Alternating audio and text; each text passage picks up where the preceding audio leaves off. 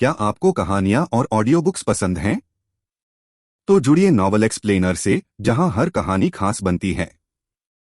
अब समय की कमी नहीं, कभी भी कहीं भी कहानियां सुनें। कौन सी कहानी सुनना चाहते हैं? कमेंट में नाम लिखें। कुछ कहानियां 18 प्लस दर्शकों के लिए हो सकती हैं। कृपया इन्हें ईयरफोन लगाकर सुनें। अभी सब्सक्राइब करें। अध्याय 42 जीवन शक्ति। मैथ्यू ने अपनी कनपटी को रगड़ते हुए दूर देखा। मुझे नहीं पता था कि मैं यही कर रहा था। ईमानदारी से कहूं तो यदि आपके पास महाशक्तियां होती और आप उनका उपयोग किसी परीक्षा में सफल होने के लिए कर सकते, तो क्या आप ऐसा नहीं करते? Please subscribe the novel explainer channel. अवश्य आप ऐसा करेंगे। उत्तर स्पष्ट था, हाँ। एक बड़ी हाँ। वह थोड़ा ऊपर उठी और अपनी बाहें फड़फड़ाने लगीं। आपको उस ऊर्जा का उपयोग लड़ाई में जीवित रहने के लिए करना है। बाधाओं को तोड़े। शायद वास्तविकता को थोड़ा मोड़ें, बीजगणित से आगे न निकलें। उन्होंने कहा, आज मेरे पास बीजगणित भी नहीं था। वह एक क्षण के लिए निःशब्द होकर उसके सामने मंडरा गई। फिर उसने उसके सिर की ओर इशारा किया। तुम सचमुच निराश हो। ऐसा कौन करता है? परीक्षा में उत्तीर्ण होने के लिए आध्यात्मिक शक्ति का उपयोग कौन करता है? मैथ्यू ने कंधे उचकाए।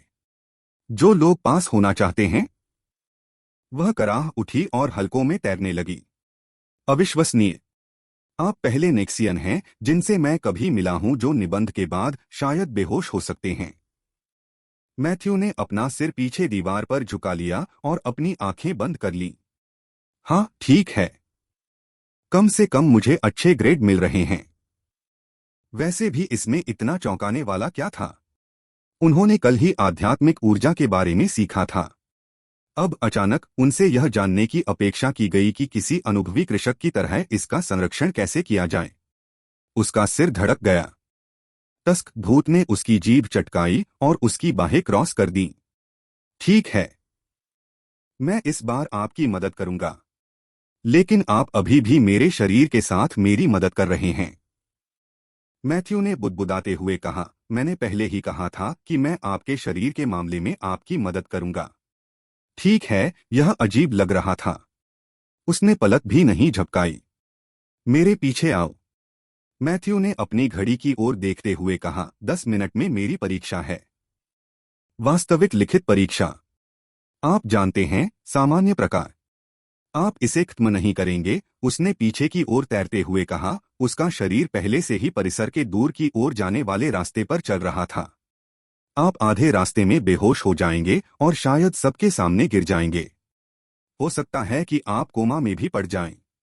या इससे भी बदतर, आप मर भी सकते हैं। मैथ्यू ने अपनी आंखें सिकोड़ लीं। यह नकली लगता है। मैं गंभीर हूं, उसने कहा। आपके ठीक होने का एकमात्र तरीका यह है कि आप अभी आध्यात्मिक पत्थर का सेवन करें। एक नेक्सियन की क्षमता या जीवन शक्ति आत्मा के पत्थरों से जुड़ी होती है। इसके अलावा स्कूल के मैदान में कुछ विशेष है। मैं इसे महसूस कर सकता हूं। यह आपकी ऊर्जा को स्थिर करने में मदद करेगा। इसमें ज्यादा समय नहीं लगेगा। वह एक पल के लिए उसे देखता रहा और उससे भूतों को अवशोषित करने में सक्षम होने के बारे में पूछने ही वाला था। अफसोस की बात है कि वह पहले से ही कई कदम आगे तैर रही थी। उसकी पारभासी आकृति रास्ते में घूम रही थी, जैसे कि उसके पास बहस करने का समय नहीं था। मैथ्यू अपनी सांसों के बीच कराह उठा और दीवार से धक्का दे दिया। ठीक है, लेकिन अगर मैं इस परीक्षा में चूक गया तो मैं तुम्हें परेशान कर रहा हूं। वह उसके पीछे पीछे आंगन तक गया और एक संकरे रास्ते से गुजरा जिसका अधिकांश छात्र उपयोग नहीं करते थे। यह वही स्थान था जहां उन्होंने अपनी शक्ति का परीक्षण किया था। इस जगह के आसपास की इमारतों को ज्यादातर सील कर दिया गया था। टूटी खिड़कियां, जंग लगे दरवाजे और दीवारों से उतरता पेंट। यहां तक कि ढही हुई बाड़ का एक हिस्सा भी था, जिसे रखरखाव दल द्वारा लंबे समय तक नजरअंदाज किया गया था। भूतिया लड़की नहीं रुकी। वह जंग लगे दरवाजे के पार तैरती हुई एक परित्यक्त इमारत के छायादार दालान में चली गई। मैथ्यू झिझका। आप मुझे हॉरर मूवी सेटअप का लालच तो नहीं दे रहे हैं? उसने जवाब में कुछ नहीं कहा। मैथ्यू ने अपने कंधे की ओर देखा। आह भरी और उसके पीछे जाने के लिए मुड़े हुए धातु के फ्रेम के नीचे छिप गया। हवा में धूल भर गई। जैसे ही वह प्रवेश द्वार से गुजरा, उसके जूते टूटी हुई टाइलों से रगड़ खा गए। अंदर की हवा ठंडी थी, फिर भी जैसे उस जगह पर कई वर्षों से कोई हलचल नहीं हुई हो। वह आगे की ओर मंडरा रही थी, नीचे की ओर जाने वाली एक संकरी सीढ़ी के पास इंतजार कर रही थी। वहां नीचे, उसने कहा। यह नीचे है। मैं इसे महसूस कर सकता हूं। बेशक यह नीचे है, मैथ्यू बुदबुदाया। यह हमेशा नीचे होता है, किसी कारण से। इसने उन्हें कुछ डरावनी फिल्मों की याद दिला दी, लेकिन फिर भी उसने उसका पीछा किया। यह जगह, मैथ्यू ने संकीर्ण सीढ़ी से नीचे उतरते हुए बड़बड़ाया। ठोस सीढ़ियां उसके वजन के नीचे चरमराने लगीं। वह जितना गहराई में गया, उतनी ही ठंड महसूस हुई। फिर उसने उन्हें देखा। भूत। केवल वह कष्टप्रद ही नहीं जिसने उसे यहां खींच लिया, अन्य उनमें से कई। वे कोनों में मंडरा रहे थे, कुछ टूटी हुई छत की टाइलों के पास, कुछ टूटी हुई दीवारों के पास चुपचाप तैर रहे थे। उनके रूप फीके और धुंधले थे, जैसे प्रकाश और छाया के धब्बे। उनमें से किसी को भी उसकी उपस्थिति के बारे में पता नहीं चला। कोई नहीं बोला। वह बीच में ही रुक गया। उसकी आंखें ऊपर से छन रही धीमी रोशनी से तालमेल बिठा रही थीं। यह बिल्कुल काला नहीं था, लेकिन यह करीब था। सीढ़ी से आने वाली धूप नीचे के कमरे के केवल एक छोटे से हिस्से को ही रोशन करती थी। उसने अपने सामने भूत लड़की की ओर देखा। उन्हें बुरा मत मानना, उसने बिना पीछे देखे कहा। वे सिर्फ खोई हुई आत्माएं हैं। गूंज। अगर कोई उनके साथ बातचीत नहीं करता है तो वे अंततः लुप्त हो जाएंगे। मैथ्यू ने कोई जवाब नहीं दिया। वह धूल भरे तहखाने के फर्श पर कदम रखते हुए सावधानी से आगे बढ़ा। यहां हवा भारी थी, मोटा, और भले ही आत्माओं ने उसे स्वीकार नहीं किया, फिर भी वह उन्हें महसूस कर सकता था, और पहले से कहीं अधिक थे। उसने चारों ओर नजर दौड़ाई। टूटी हुई अलमारी के पास दो लोग थे। एक ढही हुई किरण के पार बहता हुआ। दूर कोने में एक और बमुश्किल दिखाई दे रहा है। यह अब केवल कुछ ही नहीं था, वह घिरा हुआ था। उसने उससे यह पूछने के लिए अपना मुंह खोला कि वे वहां क्यों इकट्ठा हो रहे हैं, लेकिन भूत लड़की अचानक रुक गई। वह पूरी तरह से स्थिर होकर तैर रही थी और आगे अंधेरे के गहरे हिस्से की ओर देख रही थी। मैथ्यू ने अपनी आंखें सिकोड़ लीं। वह जहां खड़ा था वहां से उसे कुछ भी दिखाई नहीं दे रहा था, केवल परछाइयां और टूटा हुआ मलबा। फिर वो बोली, अरे नहीं। उसने कहा, यह तो बुरा हुआ। मैथ्यू नहीं हिला। क्या बुरा है? मुझसे गलती हो गई, उसने पीछे हटते हुए जल्दी से कहा। कुछ गड़बड़ है। मुझे नहीं लगता कि हमें यहां आना चाहिए। आपका क्या मतलब है कि कुछ गड़बड़ है? मैथ्यू ने करीब आते हुए पूछा। तुम्हें दौड़ने की जरूरत है, उसने आगे की परछाइयों पर नजरें टिकाते हुए कहा। अब? फिर वह गायब हो गई। अरे, मैथ्यू ने फुसफुसाया, लेकिन भूत अब वहां नहीं था। क्या वह भूत सचमुच किसी अन्य भूत से घबरा गया था? क्या उन्हें डरावना नहीं माना जाता? जब भूत ने उसे उत्तर नहीं दिया तो मैथ्यू ने मन ही मन शाप दिया। वह भूत पूर्णतः अविश्वसनीय था। अफसोस की बात है कि वह उसकी बात सुनने के लिए काफी बेताब था। छाया को स्कैन करते समय वह एक सेकंड के लिए स्थिर रह गया। कुछ भी नहीं हिला। कोई आवाज नहीं, कोई उपस्थिति नहीं। बस ठंडी हवा और धूल। और फिर भी हर प्रवृत्ति ने उसे भागने के लिए कहा। क्या भूत अति प्रतिक्रिया कर रहा था? उसने अपना वजन बदला और फिर से पीछे हट गया। तभी उसने देखा कि पास के भूतों में से एक बिना किसी उद्देश्य के उसकी बाईं ओर मंडरा रहा है। वह जल्दी से बाहर पहुंचा। जैसे ही उसकी उंगलियां भूत के रूप से गुजरी, उसे कुछ बदलाव महसूस हुआ। भूत धुंधला होने लगा, इसके किनारे हवा में धुंध की तरह खुल रहे थे। यह और अधिक पारदर्शी हो गया, इसका शरीर धीरे धीरे लुप्त होने लगा, और साथ ही उसका सिरदर्द भी कम हो गया। दर्द पूरी तरह से गायब नहीं हुआ, लेकिन उसकी आंखों के पीछे का दबाव कम हो गया। उसका शरीर हल्का, कम तनाव महसूस हुआ। उसने धीरे से पलकें झपकाईं। यदि उसे ठीक से याद है तो भूत लड़की ने आध्यात्मिक पत्थरों के जीवन शक्ति होने के बारे में कुछ कहा था, जो उसके ठीक होने का एकमात्र तरीका था। तो फिर उस भूत को आत्मसात करने से उसे बेहतर महसूस क्यों हुआ? अध्याय 43 कष्टप्रद लेनॉक्स। इस एहसास ने उसे जितना पसंद किया था उससे कहीं ज्यादा जोर से मारा। यह दर्द उसकी क्षमताओं को बहुत आगे तक धकेलने के कारण आया। उसने सोचा वह भूत इसे बढ़ा चढ़ाकर बता रहा होगा। पता चला उसे बेहतर महसूस करने के लिए बस एक भूत को अवशोषित करने की आवश्यकता थी। उस भूत ने पहले इसके बारे में कुछ भी नहीं बताया। कुछ और सेकंड बीत गए। आत्मा पूरी तरह से गायब हो गई, सूखी मिट्टी में पानी की तरह उसमें समा गई। मैथ्यू ने समय बर्बाद नहीं किया। वह फिर से पीछे हट गया और उसकी नजर सामने गलियारे पर पड़ी। अभी भी कुछ नहीं, अभी भी शांत, लेकिन कम से कम उसका सिर धड़कना बंद हो गया था। तभी उसे इसका एहसास हुआ, कुछ बदल गया। तापमान और भी कम हो गया, आसपास की हवा में घना दबाव फैल गया। वह कुछ भी अलग नहीं देख सका, लेकिन आगे का स्थान बदल गया। परछायां अब केवल अंधेरी नहीं थीं। उन्हें मोटा महसूस हुआ। अंदर दबाया, तभी दुर्गंध आई। पहले तो यह गीली मिट्टी और जंग की तरह फीका था, फिर मजबूत, सड़न की विशिष्ट दुर्गंध, पुराना गीला सड़ांध, उस मांस की तरह जिसे दफनाया गया था और भुला दिया गया था, अब फिर से उजागर हो गया है। मैथ्यू ने निगल लिया और एक बार फिर पीछे हट गया। संतुलन के लिए उसका हाथ दीवार पर चला गया। उसके सामने कुछ था। वह इसे देख नहीं सका, लेकिन यह वहां था। भारी, गलत, मानो अंतरिक्ष स्वयं उसकी उपस्थिति के नीचे झुक रहा था। तभी उसके चारों ओर भूत टिमटिमाने लगे। कुछ आ रहा था। अरे, तुम क्या कर रहे हो? क्या मैंने तुम्हें भागने के लिए नहीं कहा था? भूत लड़की की आवाज एक थप्पड़ की तरह सन्नाटे को चीरती हुई निकल गई। इसने मैथ्यू को उस समाधि से बाहर निकाल दिया जिसमें वह गिर गया था। उसकी आंखें चौड़ी हो गईं और उसने अपना सिर अंधेरे की ओर कर लिया। यह भूत अभी भी यहां क्यों है? क्या वह नहीं गई? तभी उसने यह सुना, जंजीरें।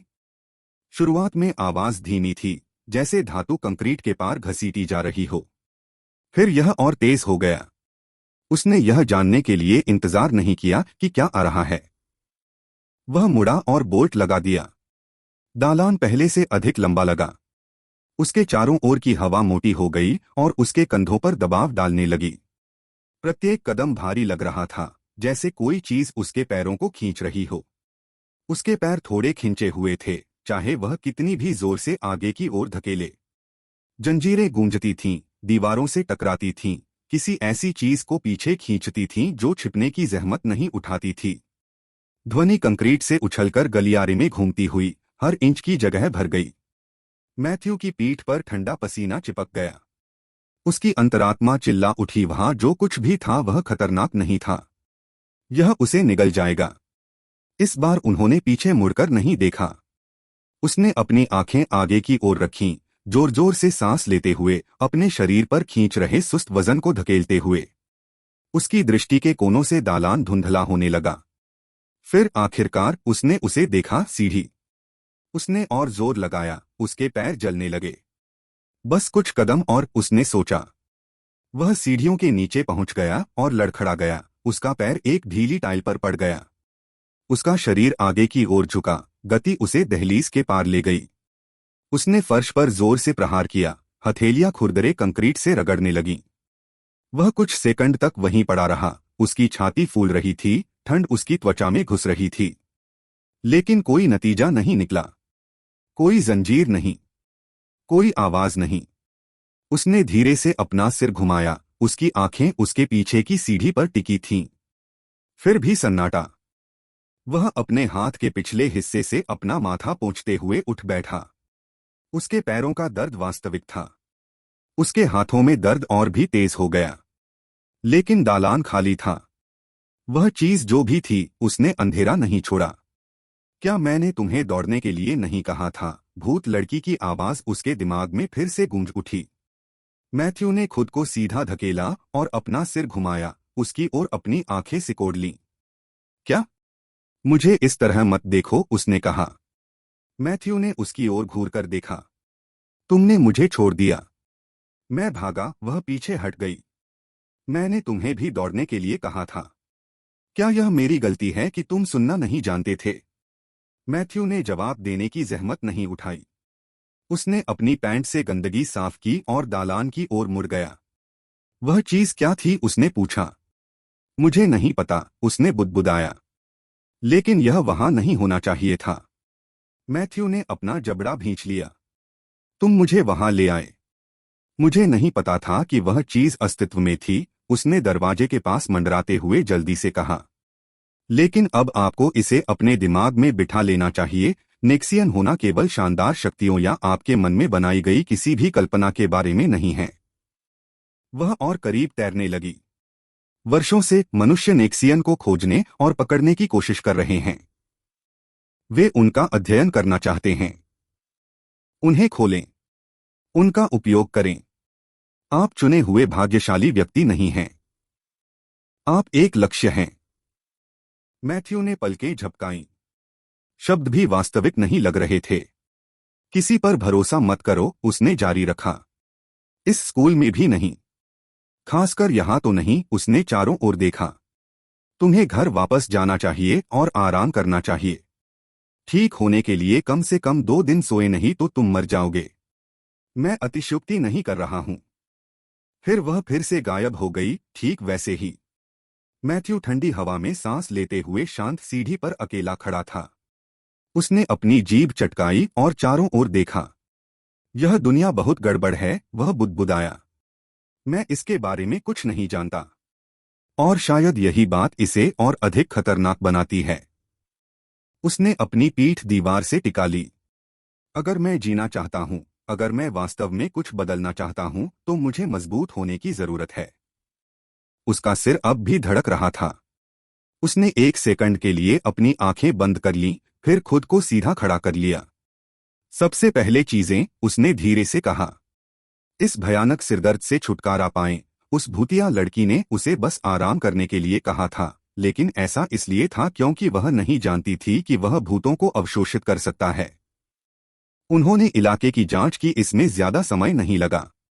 दूर कोने के पास एक टूटे हुए दरवाजे से लक्ष्यहीन रूप से बहता हुआ एक और भूत था।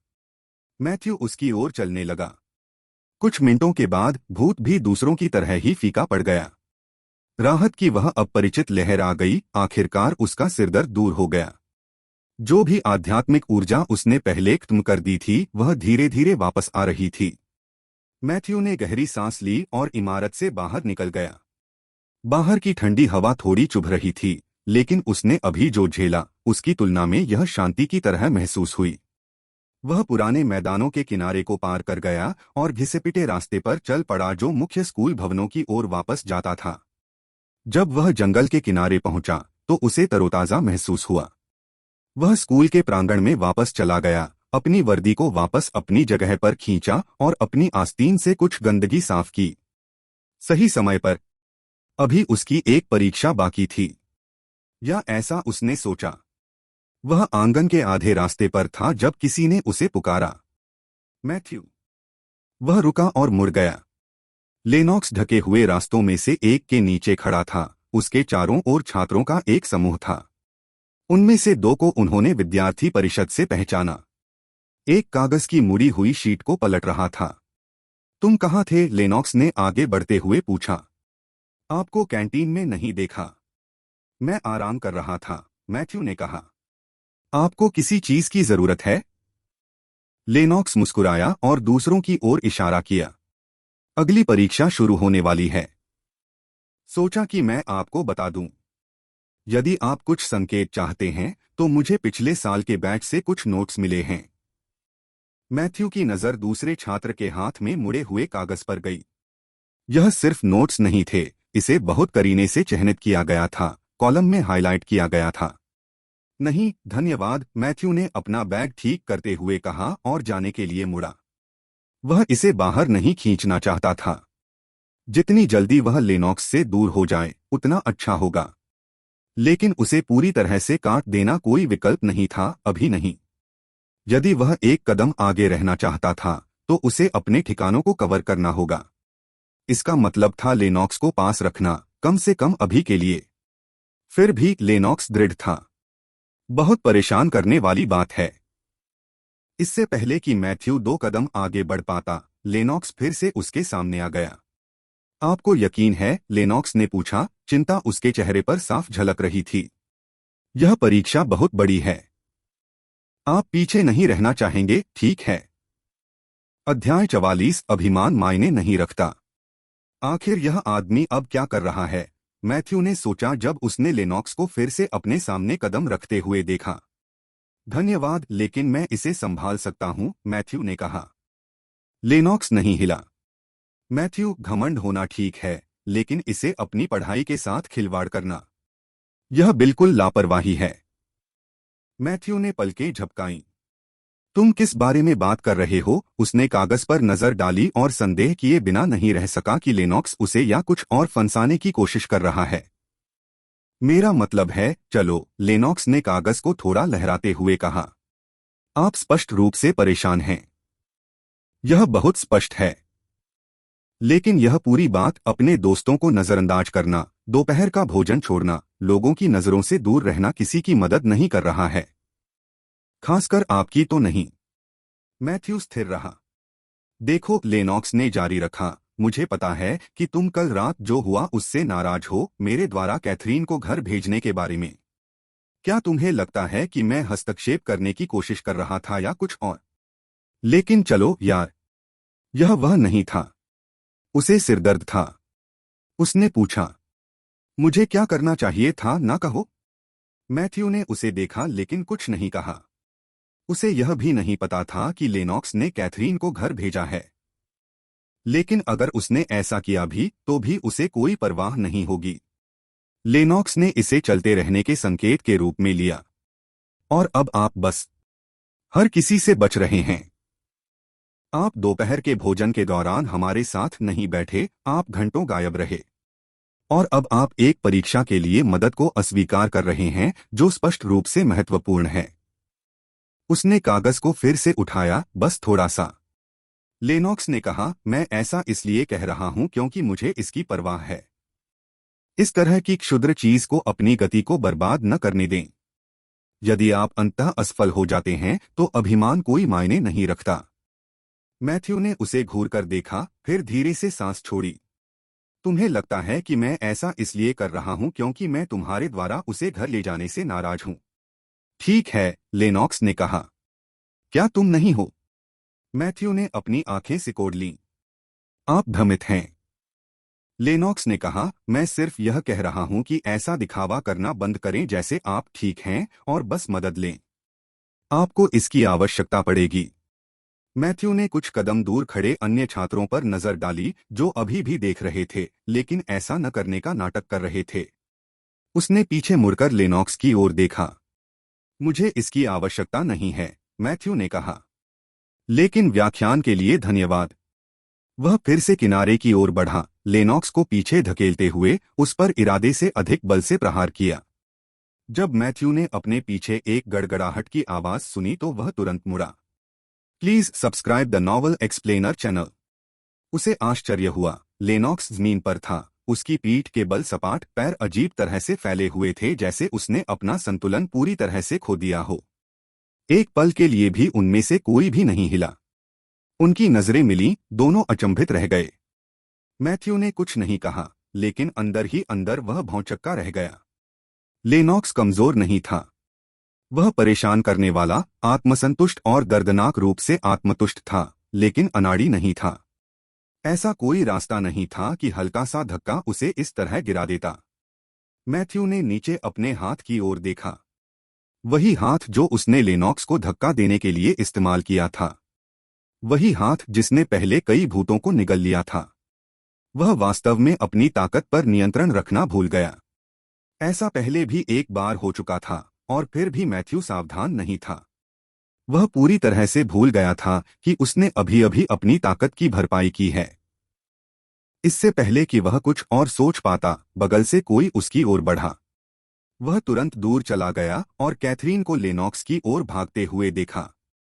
हालांकि जब से वह किनारे की ओर बढ़ा, कैथरीन आगे की ओर लड़खड़ाते हुए लगभग अपना संतुलन खो बैठी। उसने खुद को संभाला और तुरंत लेनॉक्स के पास घुटनों के बल बैठ गई। तुम ठीक हो? उसने लेनॉक्स को बैठने में मदद करते हुए मैथ्यू की ओर घूरते हुए पूछा। मैं ठीक हूं, लेनॉक्स ने अपनी आस्तीन से धूल झाड़ते हुए बुदबुदाया। वास्तव में इसे कोई बड़ी बात मत बनाओ। कैथरीन ने उसे नजरअंदाज कर दिया। वह तेजी से खड़ी हुई और मैथ्यू की ओर बढ़ी। उसका हाथ उठ गया। मैथ्यू पहले तो नहीं हिला। वह उसे झूलते हुए देखता रहा। हालांकि आखिर वह इस महिला को उसे थप्पड़ मारने की इजाजत क्यों देगा? मैथ्यू तेज था। वह पीछे हट गया और उसके हाथ को खाली हवा में घुसने दिया। उसका हाथ पूरी तरह छूट गया और वह फिर से लगभग अपना संतुलन खो बैठी। आप, उसने शुरुआत की। क्या तुम मुझ पर हमला करने की कोशिश कर रहे हो? मैथ्यू ने पूछा। क्योंकि यदि आप हैं तो मुझे यह सुनना अच्छा लगेगा कि स्कूल इस बारे में क्या कहता है। कैथरीन का मुंह खुल गया। आप अभी मुझे गंभीर रूप से धमकी दे रहे हैं? मेरे कारण लेनॉक्स को चोट पहुंचाने के बाद? और अब आप मुझे धमकी देने की हिम्मत कर रहे हैं? मैथ्यू लिंडबर्ग, क्या आपने अपना दिमाग खो दिया है? मैथ्यू ने उसे घूर कर देखा। मेरा कौन सा हिस्सा ऐसा लगता है जैसे मैंने अपना दिमाग खो दिया है? कैथरीन ने दांत पीस लिए। यदि आप चाहते हैं कि मैं आपको माफ करने पर भी विचार करूं तो आपको लेनॉक्स से माफी मांगनी होगी। मैथ्यू ने भौहें उठाईं लेकिन कहा कुछ नहीं। क्या यह महिला किसी चीज की आदी थी? उसने मन ही मन सोचा। इससे पहले कि सन्नाटा बहुत लंबा खींच जाए, लेनॉक्स उठ खड़ा हुआ और तेजी से उनके बीच आ गया। कैथरीन, परेशान मत हो। मुझे चोट नहीं लगी है। उसका ऐसा इरादा नहीं था। यह ठीक है। कैथरीन ने लेनॉक्स की ओर रुख किया। ठीक है? यह कैसे ठीक है? उसने तुम्हें धक्का दिया। तुम गिर गए। और अब वह वहीं खड़ा है जैसे उसने कुछ भी गलत नहीं किया। लेनॉक्स ने अपने हाथ ऊपर उठाकर तनाव कम करने की कोशिश की। यह वास्तव में कोई बड़ी बात नहीं है। चलो इसे छोड़ दें। लेकिन वह इसे जाने नहीं देगी। उसने वास्तव में आपको धक्का देने का साहस किया और आप अभी भी उसका बचाव कर रहे हैं, उसने कहा। इतना दयालु होना बंद करो। तुम हमेशा ऐसा करते हो, लोगों को चीजों से दूर जाने देते हो। इस बार वह गलती पर है, लेनॉक्स। मैथ्यू ने अपनी आंखें अंदर की ओर घुमाई। हमेशा की तरह पाखंडी। वह वापस उसकी ओर मुड़ी। मैथ्यू, मैं ज्यादा कुछ नहीं मांग रहा हूं। यदि आप इसे ठीक करना चाहते हैं, यदि आप चाहते हैं कि मैं आपको माफ कर दूं, तो आपको लेनॉक्स से माफी मांगनी होगी। अभी? उसने अपनी बाहें क्रॉस कर लीं क्योंकि उसने अभी कुछ अंतिम उचित मांग रखी थी। मैथ्यू ने चुप्पी को इतना लंबा खींचने दिया कि वह अजीब हो जाए। फिर उसने धीरे से पलकें झपकाईं, लेनॉक्स की ओर देखा और ठीक पीछे उसकी ओर देखा। तुम्हें लगता है मुझे परवाह है कि क्या तुमने मुझे माफ कर दिया? हालांकि इससे पहले कि कैथरीन उसे उत्तर दे पाती, एक आवाज ने उन्हें बाधित कर दिया। यहाँ क्या हो रहा है? एक आवाज कट गई। मैथ्यू ने अपना सिर घुमाया। शिक्षण स्टाफ में से एक, श्रीमती जॉनसन, कुछ कदम की दूरी पर खड़ी थीं। जब उन्होंने उनके बीच देखा तो उनके चेहरे पर पहले से ही तनाव था। कैथरीन ने कोई कसर नहीं छोड़ी। श्रीमती जॉनसन, भगवान का शुक्र है। मैथ्यू ने बस लेनॉक्स को धक्का दिया। मैंने इसे स्वयं देखा। लेनॉक्स गिर गया और अब वह कह रहा है कि यह कुछ भी नहीं है, लेकिन यह ठीक नहीं है। श्रीमती जॉनसन की नजर लेनॉक्स पर गई, फिर वापस मैथ्यू पर। क्या वह सच है? उसने पूछा। क्या तुमने उसे धक्का दिया? मैथ्यू ने अपना मुंह खोला, लेकिन कैथरीन ने फिर से बात काट दी। कृपया लेनॉक्स से बात करें, उसने जल्दी से कहा। वह कुछ नहीं कहेगा, लेकिन वह स्पष्ट रूप से शांति बनाए रखने की कोशिश कर रहा है। यह पहली बार नहीं है कि मैथ्यू ने इस तरह का व्यवहार किया है। श्रीमती जॉनसन का ध्यान लेनॉक्स पर लौट आया। यह देखकर लेनॉक्स झिझका, फिर जमीन की ओर देखा। यह ठीक है, उन्होंने कहा। उसका यह मतलब नहीं था। मैं ठीक हूं। श्रीमती जॉनसन तेजी से मैथ्यू की ओर मुड़ी। माफी मांगो। अभी? और फिर मेरे साथ प्रिंसिपल के कार्यालय में आओ। मैथ्यू ने उसे घूर कर देखा। मैंने उसे धक्का नहीं दिया। क्या आपको यह तय करने से कम यह नहीं देखना चाहिए कि गलती किसकी है? अध्याय 45 पक्षपात। श्रीमती जॉनसन का जबड़ा भिंच गया। उसकी आंखें सिकुड़ गईं। अंदर से उसने कोई संकोच नहीं किया। कैथरीन को पिछले सेमेस्टर में सम्मान बोर्ड में शामिल किया गया था, उसके आचरण के लिए सम्मानित किया गया था और पिछले साल उसके उत्कृष्ट प्रदर्शन के लिए उसे एक छात्र वजीफा भी दिया गया था। इस बीच लेनॉक्स स्नातक कक्षा का शीर्ष रैंक वाला छात्र था, लगातार स्कूल के कार्यक्रमों में स्वयंसेवा करता था और एक स्तर का दिमाग रखने के लिए जाना जाता था। दूसरी ओर मैथ्यू एक बाहरी व्यक्ति था। लेनॉक्स के पिता द्वारा प्रायोजन की व्यवस्था के कारण हर कोई जानता था कि वह लिंडबर्ग कोई दूर का रिश्तेदार था। वह पूरी कहानी नहीं जानती थी, लेकिन उसके लिए यह स्पष्ट था। मैथ्यू ने कुछ किया था और लेनॉक्स हमेशा की तरह शांति बनाए रखने की कोशिश कर रहा था। यदि आप माफी नहीं मांगते हैं, उसने कहा, मैं आपको कार्यालय ले जाने के लिए मजबूर हो जाऊंगी और आपको अगली परीक्षा में बैठने की अनुमति नहीं दी जाएगी। मैथ्यू ने खर्राटा लिया। नहीं पता था कि आप एक निर्दोष छात्र को इस तरह धमकी दे सकते हैं। क्या अब वह स्कूल नीति है? श्रीमती जॉनसन का चेहरा तमतमा गया। क्षमा करें। अभी? मैथ्यू ने पलकें नहीं झपकाईं। या क्या? इससे पहले कि वह जवाब दे पाती, लेनॉक्स तेजी से आगे बढ़ी। श्रीमती जॉनसन, वास्तव में यह ठीक है। यह कोई समस्या नहीं है। कृपया चलिए आगे बढ़ते हैं। मैथ्यू उसकी ओर मुड़ा, आंखें सिकोड़ लीं। तुम ऐसे क्यों व्यवहार कर रहे हो जैसे मैंने तुम्हें धक्का दिया है? उसने पूछा। आप गिर गए। यह आप पर है। लेकिन अब आप यहाँ खड़े होकर ऐसा महसूस कर रहे हैं जैसे मैंने वास्तव में आपको जमीन पर धकेल दिया हो। मैथ्यू ने अपना सिर झुका लिया। क्या तुमने अपना सिर कहीं मारा है या क्या? मैथ्यू, लेनॉक्स की अभिव्यक्ति निराशा से गहरी हो गई। यह उसके जैसा नहीं था। अतीत में मैथ्यू बिना किसी तर्क के सजा ले लेता था और उसे जाने देता था। कोई धक्का मुक्की नहीं, कोई दृश्य नहीं, बस शांत अनुपालन। आप क्या कर रहे हो? वह अपनी सांसों के बीच बुदबुदाया, इतना धीमा कि केवल मैथ्यू ही सुन सके। आप हम दोनों को इस झंझट में क्यों घसीटने की कोशिश कर रहे हैं?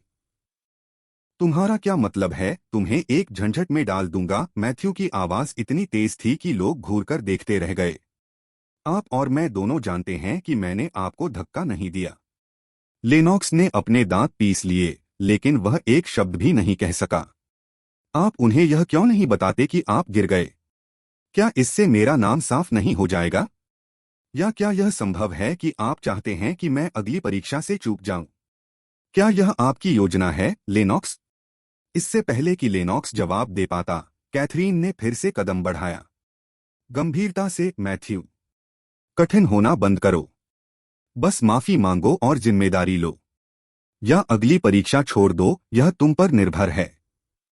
लेकिन सिर्फ एक झटके की तरह व्यवहार करना क्योंकि तुम्हें अस्वीकार कर दिया गया है। मैथ्यू ने उसे घूरकर देखा। उसके हाथ बगल में मुट्ठियों में बंध गए। उस भूत लड़की ने पहले ही उसका दिन बर्बाद कर दिया था और अब यह? उसने खर्राटा लिया। घटिया व्यक्ति। वे यही चाहते थे कि वह ऐसा बने। अच्छा, उसने मन ही मन सोचा, वह उन्हें बिल्कुल वैसा ही दे सकता है। लेकिन इससे पहले कि वह बोल पाता, घंटी बजी। अगली परीक्षा शुरू होने वाली थी। फिर भी मैथ्यू ने माफी मांगने से इनकार कर दिया। श्रीमती जॉनसन ने कहा, जब तक आप माफी नहीं मांगते, आपको यहां से जाने की इजाजत नहीं है। अगर आपकी परीक्षा छूट जाती है तो मुझे कोई फर्क नहीं पड़ता। यह सुनकर कैथरीन मुस्कुराए बिना नहीं रह सकी। क्या ऐसा है? मैथ्यू ने अपना फोन निकालने और किसी को संदेश भेजने से पहले पूछा। वास्तव में आपने अपने फोन का उपयोग इसके बिना करने का साहस किया। मैथ्यू की नजर लेनॉक्स पर टिकी रही। लेनॉक्स ने बेचैन होकर पीछे मुड़कर देखा। उसे कोई अंदाजा नहीं था कि मैथ्यू के साथ क्या हो रहा है, लेकिन उसका एक हिस्सा यह विश्वास नहीं कर पा रहा था कि मैथ्यू अपनी बात पर कायम है। शिक्षक के सामने भी कम नहीं। पुराने मैथ्यू ने ऐसा नहीं किया होगा।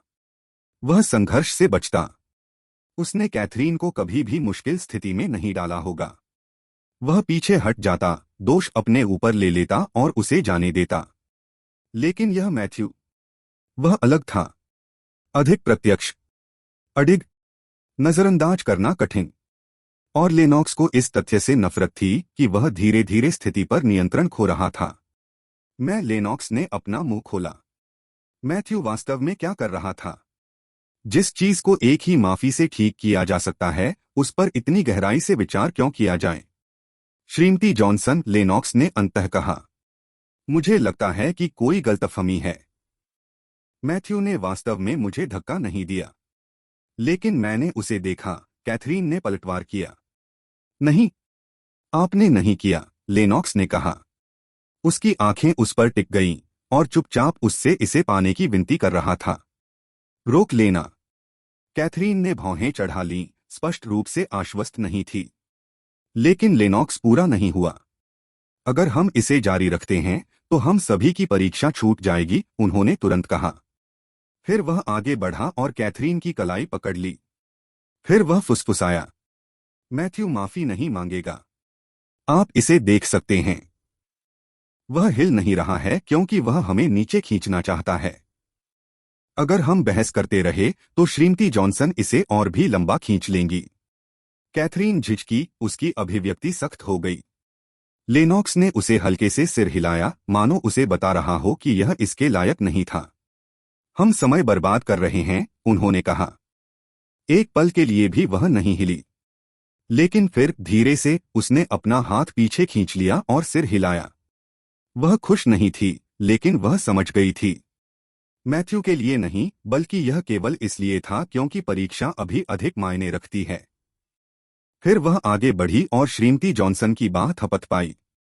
श्रीमती जॉनसन, अगली परीक्षा शुरू होने वाली है। अगर यह ठीक है तो मुझे लगता है कि हमें जाना चाहिए। इसमें बहुत अधिक समय लग रहा है। श्रीमती जॉनसन उसकी ओर मुड़ी, स्पष्ट रूप से उसके विकल्पों पर विचार कर रही थीं। उसने जवाब देने के लिए अपना मुंह खोला, लेकिन इससे पहले कि वह कुछ कह पाती, मैथ्यू बोल पड़ा। रुको, आप उन्हें जाने दे रहे हैं? मैथ्यू ने भौहें ऊपर उठाते हुए पूछा। क्या आप पहले कैमरे की जांच नहीं करने जा रहे हैं? अगर मैंने उसे धक्का नहीं दिया तो क्या होगा? क्या यह पूरी चीज को अनुचित नहीं बना देगा? श्रीमती जॉनसन के होंठ आपस में चिपक गए। उसकी आंखें कुछ देर के लिए उनके पीछे वाले गलियारे की ओर गईं, फिर लेनॉक्स की ओर, फिर वापस मैथ्यू की ओर। मैथ्यू पीछे नहीं हटे। मुझे यकीन है कि प्रिंसिपल को यह सुनकर अच्छा लगेगा कि एक छात्र को किसी की बात के आधार पर परीक्षा में असफल करने की धमकी दी गई, बिना किसी सबूत के। फिर शोध अनुदान का क्या होगा? श्रीमती जॉनसन ने पहले तो कुछ नहीं कहा, लेकिन जैसे ही लेनॉक्स ने अपना वजन बदला, उसका ध्यान उस पर लौट आया। लिंडबर्ग नाम का महत्व था और लेनॉक्स हमेशा सहयोगी रहा था। शिष्ट, उस तरह की छात्रा जिसने उसे कोई परेशानी नहीं दी। ऐसे किसी व्यक्ति के साथ संबंध बनाना उपयोगी हो सकता है, विशेषकर अगली तिमाही में संकाय अनुदान की समीक्षा करने वाली समिति के लिए। लेकिन वह पक्षपात नहीं दिखा सकी, इतने सारे छात्रों के देखते हुए नहीं। वह वापस मैथ्यू की ओर मुड़ी। ठीक है, आप जा सकते हैं, उसने कहा। लेकिन यह मत सोचो कि यह खत्म हो गया है। बुलाए जाने की उम्मीद है। कभी भी। मैथ्यू ने कोई जवाब नहीं दिया। उसने बस उसे सिर हिलाया और पीछे हट गया। जवाब में श्रीमती जॉनसन ने एड़ी घुमाने से पहले ही खर्राटे भर लिए। वह तेजी से हॉल से नीचे प्रशासन विंग की ओर चली गई। उसने सोचा, यह एकदम सही मौका है। वह उन नए कार्यक्रम प्रस्तावों के बारे में प्रिंसिपल से संपर्क करने का अवसर तलाश रही थी। और अगर वह इस प्रक्रिया में खुद को लिंडबर्ग के करीब ला पाती है तो और भी अच्छा होगा। श्रीमती जॉनसन तेज कदमों से प्रशासन विंग में पहुंची। मुख्य डेस्क के पास पहुंचते ही उन्होंने अपने ब्लाउज के अगले हिस्से को चिकना कर लिया। सचिव ने तुरंत अपने कीबोर्ड से नजर उठाई। श्रीमती जॉनसन, उसने पूछा। श्रीमती जॉनसन ने कहा, मुझे मिस्टर लिंडबर्ग से जुड़ी एक घटना की रिपोर्ट करने की जरूरत है। लिंडबर्ग परिवार का वारिस। अध्याय 46, नियम और विनियम। किसी को मारना कभी ठीक नहीं है। मैंने मैथ्यू की ओर घूरकर देखा। लेकिन किसी ऐसे व्यक्ति को मारना जो आपको केवल परीक्षा के लिए संकेत देना चाहता था, विशेष रूप से क्रूर है। जब मैथ्यू ने कुछ नहीं कहा तो मैंने आगे कहा, कितना कष्टप्रद। अरे क्या आप सुन रहे हैं? मैथ्यू ने कुछ नहीं कहा जबकि मैं उसकी मेज के सामने मंडरा रहा था। उसे हमेशा उसकी लोमड़ी जैसी आंखें नापसंद थीं और उसकी आवाज उसे और भी अधिक परेशान करने वाली लगती थी, लेकिन इस बार उसने इसे नजरअंदाज करने का फैसला किया। वह अपनी मेज पर बैठा था, उसके सामने एक किताब खुली हुई थी और वह उसे धीरे धीरे पलट रहा था। उसे निलंबित कर दिया जाना चाहिए, एलिसा ने मे के पीछे से बुदबुदाया। इस बीच कैथरीन दरवाजे के पास खड़ी थी, बाहें फैलाए, अन्य लड़कियों में से एक से फुसफुसा रही थी, स्पष्ट रूप से अभी भी गुस्से में थी। मैथ्यू ने उन्हें नजरअंदाज कर दिया। उसकी उंगलियां एक और पन्ना पलट गईं।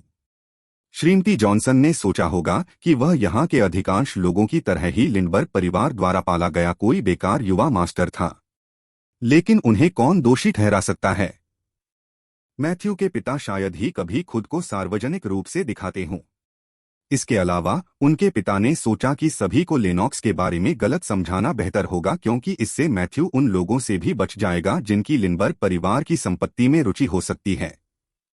जैसे ही उसने ऊपर देखा और कमरे का निरीक्षण किया, उसने अंदर ही अंदर आह भरी। उसकी नजर लेनॉक्स पर पड़ी। वह आदमी अंदर आने के बाद से ही शांत था, एक भी शब्द नहीं, बस वहीं बैठ गया, ऐसा दिखावा करता रहा जैसे कुछ हुआ ही नहीं। लेनॉक्स, मैथ्यू ने बिना आवाज उठाए पुकारा, क्या आप अपने कुत्तों का मुंह 1 मिनट के लिए बंद रखते हैं? वे फिर से चिल्ला रहे हैं। आगे बढ़ते हुए आवाज निकाल सकता है, लेकिन लेनॉक्स ने अपना हाथ उठा दिया। मैथ्यू, लेनॉक्स ने आखिरकार बोलते हुए कहा, आप हर किसी के लिए परेशानी खड़ी करने की कोशिश क्यों कर रहे हैं? मैथ्यू ने उत्तर नहीं दिया। उसने एक पन्ना पलटा और पढ़ता रहा। उसे लेनॉक्स से सच बोलने की उम्मीद नहीं थी, अभी नहीं, कभी नहीं। उसे ठीक पहले का यही व्यवहार याद आया। लेनॉक्स ने हमेशा उचित व्यक्ति की तरह व्यवहार किया, हमेशा शांत शांतिदूत की भूमिका निभाई, जबकि लोगों को विश्वास दिलाया कि वे क्या चाहते हैं। मैथ्यू अतीत में उसका बचाव करने के लिए काफी मूर्ख था। वह अपनी सीट पर पीछे की ओर झुक गया। फिर कक्षा का दरवाजा खुला। आवाजें तुरंत शांत हो गईं। एक आदमी अंदर आया और अंदर आते ही उसने अपने कोट की आस्तीन ठीक कर ली। देरी के लिए खेद है, आदमी ने कहा। मैथ्यू ने ऊपर देखा। उसकी आंखें तुरंत सिकुड़ गईं। डॉ मुनी, उस नाम ने ही मैथ्यू में कुछ हलचल पैदा कर दी। उसने उसे यहां देखने की उम्मीद नहीं की थी। क्या वह इस समय स्पेन में कहीं नहीं था? कुछ ही दिन पहले उन्होंने क्रिस्टोफ से उस व्यक्ति के स्थान की पुष्टि करने के लिए कहा था, और उन्होंने पुष्टि की कि डॉक्टर मुनी स्पेन में कुछ प्रयोगशाला कार्य कर रहे थे। मैथ्यू ने क्रिस्टोफ से यहां तक कहा था कि वह उसे वहां रखने का कोई रास्ता ढूंढे। इसका उद्देश्य डॉक्टर मुनी को लेनॉक्स के साथ रास्ता पार करने से रोकना था। जाहिर है वह योजना विफल रही। मैथ्यू ने अपने बैग के पट्टे पर अपनी पकड़ को समायोजित किया और आगे बढ़ गया। लड़ाई का समय अब व्यर्थ था। डॉक्टर मुनी ने कमरे का निरीक्षण किया, फिर शिक्षक की मेज पर एक फोल्डर रख दिया। मैं इस परीक्षा की निगरानी करूंगा। कोई बातचीत नहीं। फोन बंद। बैग सामने रखें। आपके पास 2 घंटे हैं। जब आपको पेपर मिल जाएं तो शुरू करें। सर, मैं बीच में आने के लिए माफी चाहता हूं। कैथरीन ने तुरंत हस्तक्षेप करने की कोशिश की, लेकिन डॉक्टर मुनी ने उसका बाकी वाक्य काट दिया। अगर आप बात करना चाहते हैं तो बाहर निकलें। मेरे पास खुशियों के लिए समय नहीं है। डॉक्टर मुनी ने बाकी छात्रों की ओर देखा। अगर तुम बात जारी रखना चाहते हो तो बाहर निकल जाओ। मेरा कीमती समय बर्बाद करना बंद करो। सर, मिस वाइट आपको केवल यह बताना चाहती थी कि हम अभी परीक्षा शुरू नहीं कर सकते क्योंकि कोई। प्रश्न के बाद डॉक्टर मुनी ने मे की ओर देखा तक नहीं। अगर कोई बीमार है तो चले जाओ, उन्होंने स्पष्ट रूप से कहा। अगर कोई मरने वाला है तो चले जाओ, अन्यथा बैठ जाओ और चुप हो जाओ। मैं खुद को दोहरा नहीं रहा हूं। एक और रुकावट और तुम्हें इस परीक्षा से प्रतिबंधित कर दिया जाएगा। तुरंत कमरे में सन्नाटा छा गया। फिर लगभग तुरंत ही छात्रों ने आगे बढ़ना शुरू कर दिया। मई पीछे हट गया। कैथरीन बिना कुछ कहे मध्य पंक्ति के पास अपनी सीट पर लौट आई। यहां तक कि लेनॉक्स ने भी नीचे देखा, हाथ अपनी मेज के ऊपर बड़े करीने से मोड़े हुए थे। मैथ्यू ने अस्पष्ट मनोरंजन के साथ यह सब देखा। यही वह डॉक्टर मुनी थे जिन्हें वह जानता था। डॉक्टर मुनी ने फिर से नियमों को समझाने की जहमत नहीं उठाई। उसने बस फोल्डर खोला और परीक्षण प्रश्नपत्र देना शुरू कर दिया। खुशियों के लिए समय नहीं, जैसा उन्होंने कहा। जब मैथ्यू के पास पेपर आया तो उसने उसे ले लिया और पन्ने पलटने लगा। सांख्यिकी। उसने अपनी कलम उठाई और काम पर लग गया। सूत्र, सिद्धांत, मामले, परिदृश्य वे आसानी से आ गए। न केवल टेडी के साथ उसके हाल के अध्ययन सत्रों से, बल्कि उसके पिछले जीवन से भी। उन्हें याद आया कि इस विषय में एक बार असफल होना और कई दिनों तक पाठ्य पुस्तकों को खंगालने के बाद में इसमें सफलता हासिल करना था। अब यह सब उसके दिमाग में अच्छी तरह से बैठ गया। नाम, अवधारणाएं, ग्राफ दिन की तरह स्पष्ट। उनकी कलम तेजी से आगे बढ़ी क्योंकि उन्होंने हर चीज को याद करने के लिए जो भी आध्यात्मिक ऊर्जा बची थी उसका दोहन करने पर ध्यान केंद्रित किया। दुर्भाग्य से उसे अभी भी पता नहीं था कि इसे कैसे नियंत्रित किया जाए, और अब उस भूत से मदद मांगने में बहुत देर हो चुकी थी। फिर भी यह तथ्य कि वह अपनी ताकत को फिर से भरने के लिए भूतों को अवशोषित कर सकता था, धीरे धीरे उसे शांत कर गया। उसे बमुश्किल समय बीतने का ध्यान आया। 30 मिनट के बाद वह पहले ही अंतिम पृष्ठ भर चुका था। वह दोबारा जांच करने के लिए वापस गया, कुछ साफ सुथरे सुधार किए और शीटों को क्रम से जमा दिया। सामने आते ही वह एक हाथ में कागज पकड़कर खड़ा हो गया। लेकिन जैसे ही वह डेस्क पर पहुंचा, कक्षा का दरवाजा फिर से खुल गया। मैथ्यू ने अपना सिर घुमाया और तुरंत श्रीमती जॉनसन को अंदर आते देखा। उनका चेहरा जलन से तंग था। उसके पीछे नेवी सूट पहने एक आदमी हाथ में क्लिपबोर्ड लिए खड़ा था। यह प्रिंसिपल के अधीन काम करने वाले कर्मचारियों में से एक होगा। फिर उसका नाम क्या था? मैथ्यू को आश्चर्य हुआ। सही, स्पेंसर। माफ करें, श्रीमती जॉनसन ने कहा। परीक्षा जारी रहने से पहले हमें एक छात्र को हटाना होगा। डॉक्टर मुनी ने पहले तो नजर उठाकर भी नहीं देखा। वह कागजात के एक सेट की जांच करने में व्यस्त था। वह तेज था, डॉक्टर मुनी ने कहा। श्रीमती जॉनसन ने कहा, मैं यहाँ एक छात्र को प्रिंसिपल के कार्यालय में ले जाने के लिए आई हूँ। Matthew Lindberg. उसने आज सुबह एक अन्य छात्र पर हमला किया। बैठिए, डॉक्टर मुनी ने टोकते हुए कहा। श्रीमती जॉनसन ने पलकें झपकाईं। माफ करें, मैंने कहा बैठ जाओ, डॉक्टर मुनी ने मैथ्यू की ओर देखते हुए दोहराया। कोई भी छात्र इस कमरे को तब तक नहीं छोड़ता जब तक उसका काम पूरा न हो जाए। आप चल रही परीक्षा में बाधा डाल रहे हैं। यह सुनकर मैथ्यू चौंककर वहीं खड़ा रह गया। क्या डॉक्टर मुनी को लगा कि वह शौचालय जा रहे हैं या कहीं और? हालांकि श्रीमती जॉनसन आगे बढ़ी। सर, प्रिंसिपल ने हमें अनुमति दे दी है। आप इसकी सूचना अपने प्रिंसिपल को दे सकते हैं, डॉक्टर मुनी ने अंत में ऊपर देखते हुए कहा। छात्र परीक्षण के बाद उपलब्ध होगा। यदि कोई भी इससे पहले इस दरवाजे को पार करता है तो मैं इसे स्वचालित रूप से असफल के रूप में चिह्नित करूंगा। किसी ने एक शब्द भी नहीं कहा। यह विश्वास करना कठिन था कि कोई वास्तव में श्रीमती जॉनसन को इस तरह बंद करने में कामयाब रहा था। लेकिन चूंकि डॉक्टर मुनी ने अपना परिचय नहीं दिया था, इसलिए वे बस वहीं बैठे रह सकते थे और आश्चर्य कर सकते थे कि वह कौन था। मैथ्यू को छोड़कर उसने शांति से श्रीमती जॉनसन की ओर देखा। ऐसा लग रहा था कि वह और कुछ कहना चाहती थी, लेकिन स्टाफ ने धीरे से उसकी बाह को छुआ, झुक गया और कुछ फुसफुसाया। जो भी हो, उसने त्योरियां चढ़ा लीं, फिर जोर से सिर हिलाया और जाने के लिए मुड़ी। मैथ्यू ने कहा, असल में मेरा काम लगभग पूरा हो चुका है। वह आगे बढ़ा और डॉक्टर मुनी के सामने अपना पेपर रख दिया। मैंने सोचा कि चूंकि मेरा काम पूरा हो गया है तो मुझे प्रिंसिपल से मिलना चाहिए। डॉक्टर मुनी ने तुरंत पेपर नहीं लिया। वह एक सेकंड के लिए उसे देखता रहा, फिर धीरे से उसे उठाया और पहले कुछ पन्ने पलटे। उसकी अभिव्यक्ति बदल गई, जैसे कि उत्तर पढ़ने से पहले ही किसी चीज ने उसे परेशान कर दिया हो। तुम्हारा नाम क्या है? उसने ऊपर देखे बिना पूछा।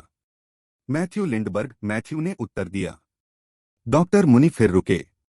मैंने आपके बारे में पहले क्यों नहीं सुना? मैथ्यू ने अपना मुंह खोला, कुछ व्यंग्यात्मक टिप्पणी करने के लिए तैयार, कुछ इस बारे में कि डॉक्टर मुनि अपना अधिकांश समय अनुसंधान में डूबे रहते हैं या एक तहखाने के रखवाले की तरह अपनी प्रयोगशाला के अंदर बंद कर देते हैं। लेकिन आखिरी क्षण में उन्होंने खुद को रोक लिया। इसके बजाय उन्होंने कहा, शायद इसलिए क्योंकि मैं बहुत लोकप्रिय नहीं हूं। तभी उसके सिर के पिछले हिस्से में तेज दर्द हुआ। मैथ्यू थोड़ा झुंझलाया। यह पहले जितना बुरा नहीं था, लेकिन यह लगातार और परिचित था। पहले जैसा ही दबा।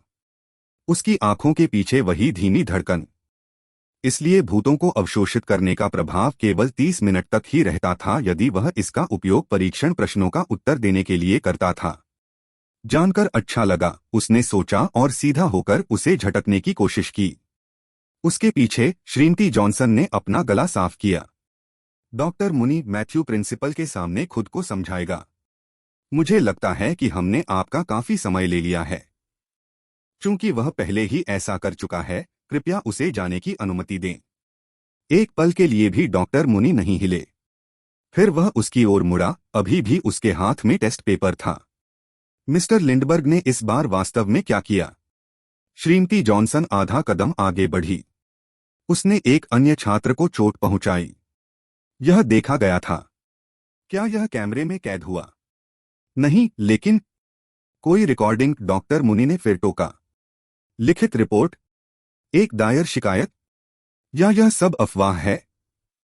श्रीमती जॉनसन चिढ़ी हुई लग रही थीं। मैथ्यू प्रिंसिपल के सामने समझाएगा। जिसका अर्थ है, डॉक्टर मुनि ने कहा, कोई औपचारिक प्रमाण नहीं है। श्रीमती जॉनसन ने अपना मुंह खोला, लेकिन उसने उसे फिर से काट दिया। और चूंकि उसने अभी अभी अपना पेपर जमा किया है, मुझे डर है कि मैं उसे जाने नहीं दे सकता। मैथ्यू ने पलकें झपकाईं। यहां तक कि श्रीमती जॉनसन भी निराश दिख रही थीं। डॉक्टर मुनि ने कागज को ढेर पर करीने से रखा और बिना पलटे बोले, एक बार परीक्षा जमा हो जाने के बाद मुझे सत्र समाप्त होने तक छात्र की निगरानी करनी होती है। अगर मैं उसे बाहर जाने देता हूं तो मुझे उल्लंघन की रिपोर्ट मिलने का खतरा है। स्कूल विनियमन। आप नियमों और विनियमों की जांच कर सकते हैं। यह पृष्ठ 52 के आसपास होना चाहिए। उसने एक उंगली से डेस्क को थपथपाया। वह तब तक रुकता है जब तक सभी का काम खत्म नहीं हो जाता। मैथ्यू ने पलकें झपकाईं। उसने वृद्ध व्यक्ति की ओर देखा, जो पूरे आत्मविश्वास और चेहरे पर हल्की मुस्कान के साथ वहां खड़ा था। यह ऐसा था जैसे सब कुछ बिल्कुल योजना के अनुसार चल रहा था और उसने अभी अभी एक शतरंज मैच जीता था जो कोई और नहीं खेल रहा था। पूरे सम्मान के साथ, डॉक्टर मुनि। मैथ्यू हैं। इससे पहले कि आप उस वाक्य को पूरा करें और हम दोनों को शर्मिंदा करें, डॉक्टर मुनि ने बीच में कहा, मैं आपको वहीं रोक देता हूं। उसने कमरे की ओर देखा। श्री लिंडबर्ग के बारे में सब कुछ बिल्कुल मेरी चिंता का विषय है, क्योंकि वह मेरे प्रशिक्षु हैं। मैथ्यू ने पलकें झपकाईं। प्रशिक्षु? कब से? अध्याय 47 भाग्य की अन्य योजनाएं थीं।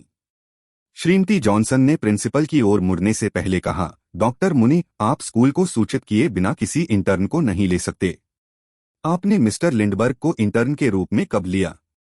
मैंने इस खबर के बारे में पहले कभी नहीं सुना। सर, यह नियम कानून में शामिल नहीं था। फिर उसने डॉक्टर मुनि की ओर घूरकर देखा, जो अभी अभी जो कुछ भी हुआ उसके बावजूद भी बहुत शांत थे। श्रीमती जॉनसन, कृपया अपनी सीट पर बैठें। प्रिंसिपल डेविड विल्सन ने आह भरी। उसने डॉक्टर मुनि की ओर देखा, जिन्होंने अपने कार्यालय में आने के बाद से चुप्पी साध रखी थी, फिर अपने बगल में बैठे युवक की ओर देखा। मिस्टर लिंडबर्ग, क्या यह है? उसने पूछा। हाँ सर, मैथ्यू ने सिर हिलाया। क्या आप डॉक्टर मुनि के प्रशिक्षु हैं? हालांकि इससे पहले कि मैथ्यू उत्तर दे पाता, डॉक्टर मुनि ने पहले ही कहा, वह है। वह अभी तक यह नहीं जानता है। मैथ्यू ने पलकें झपकाईं। वह धीरे धीरे डॉक्टर मुनि की ओर मुड़ा। उसे यकीन नहीं हुआ कि उसने कुछ गलत सुना है। प्रशिक्षु? क्या वह सचमुच उसे अपना प्रशिक्षु बनाने जा रहा है? उसकी निगाहें नीचे फर्श पर चली गईं। अपने पिछले जीवन में डॉक्टर मुनि लेनॉक्स के लिए एक प्रमुख मोड़ थे। मैथ्यू को यह स्पष्ट रूप से याद था। उन्होंने ही उस परिचय की व्यवस्था की थी। उसने अपने पिता से डॉक्टर मुनि से बात करने का आग्रह किया था, यह सोचकर कि इससे लेनॉक्स को उनके हाई स्कूल की दीवारों से आगे बढ़ने में मदद मिलेगी। पहले तो डॉक्टर मुनि को इसमें कोई दिलचस्पी नहीं थी। उसे ध्यान भटकाना पसंद नहीं था।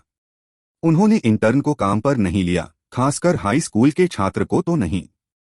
लेकिन अंततः पर्याप्त अनुनय और शायद मैथ्यू के पिता के प्रभाव के बाद वह सहमत हो गया। इसके बाद जो हुआ उसने सब कुछ बदल दिया।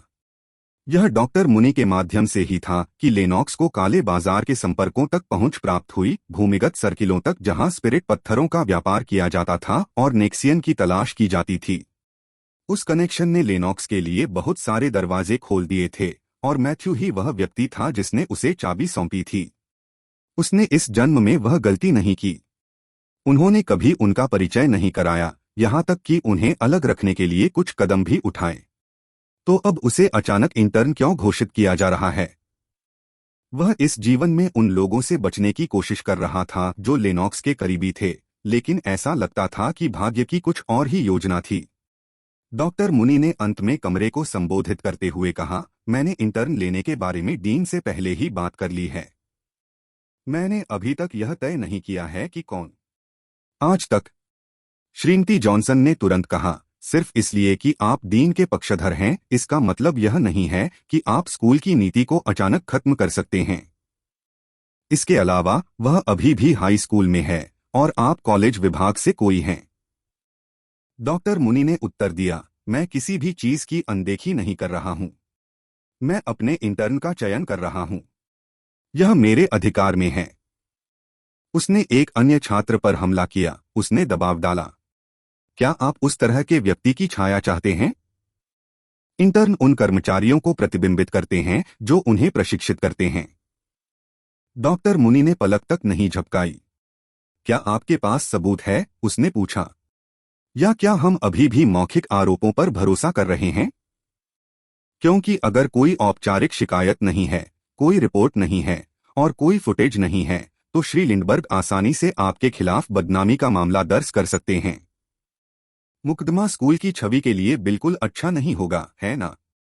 श्रीमती जॉनसन का चेहरा तमतमा गया। प्रिंसिपल विल्सन ने अपना गला साफ किया और हाथ उठाया। ठीक है, बहुत हो गया। डॉक्टर मुनि, यदि आपने पहले ही अपना निर्णय ले लिया है तो कृपया आगे बढ़े और औपचारिक प्रक्रिया पूरी करें। लेकिन अब से कृपया प्रशासन को पहले से सूचित करें। डॉक्टर मुनि बिना कुछ कहे खड़े रहे। उसने हस्ताक्षरित कागजात को अपनी बाह के नीचे दबा लिया और दरवाजे की ओर चल दिया। हालांकि जब मैथ्यू बैठा रहा और हिलने का कोई संकेत नहीं दिखा, तो डॉक्टर मुनि दरवाजे तक पहुंचने से ठीक पहले रुक गए। वह पीछे मुड़ा। अच्छा, क्या आप सारा दिन वहां बैठने की योजना बना रहे हैं? टालमटोल करना बंद करें और मेरे साथ अपना पंजीकरण पूरा करें।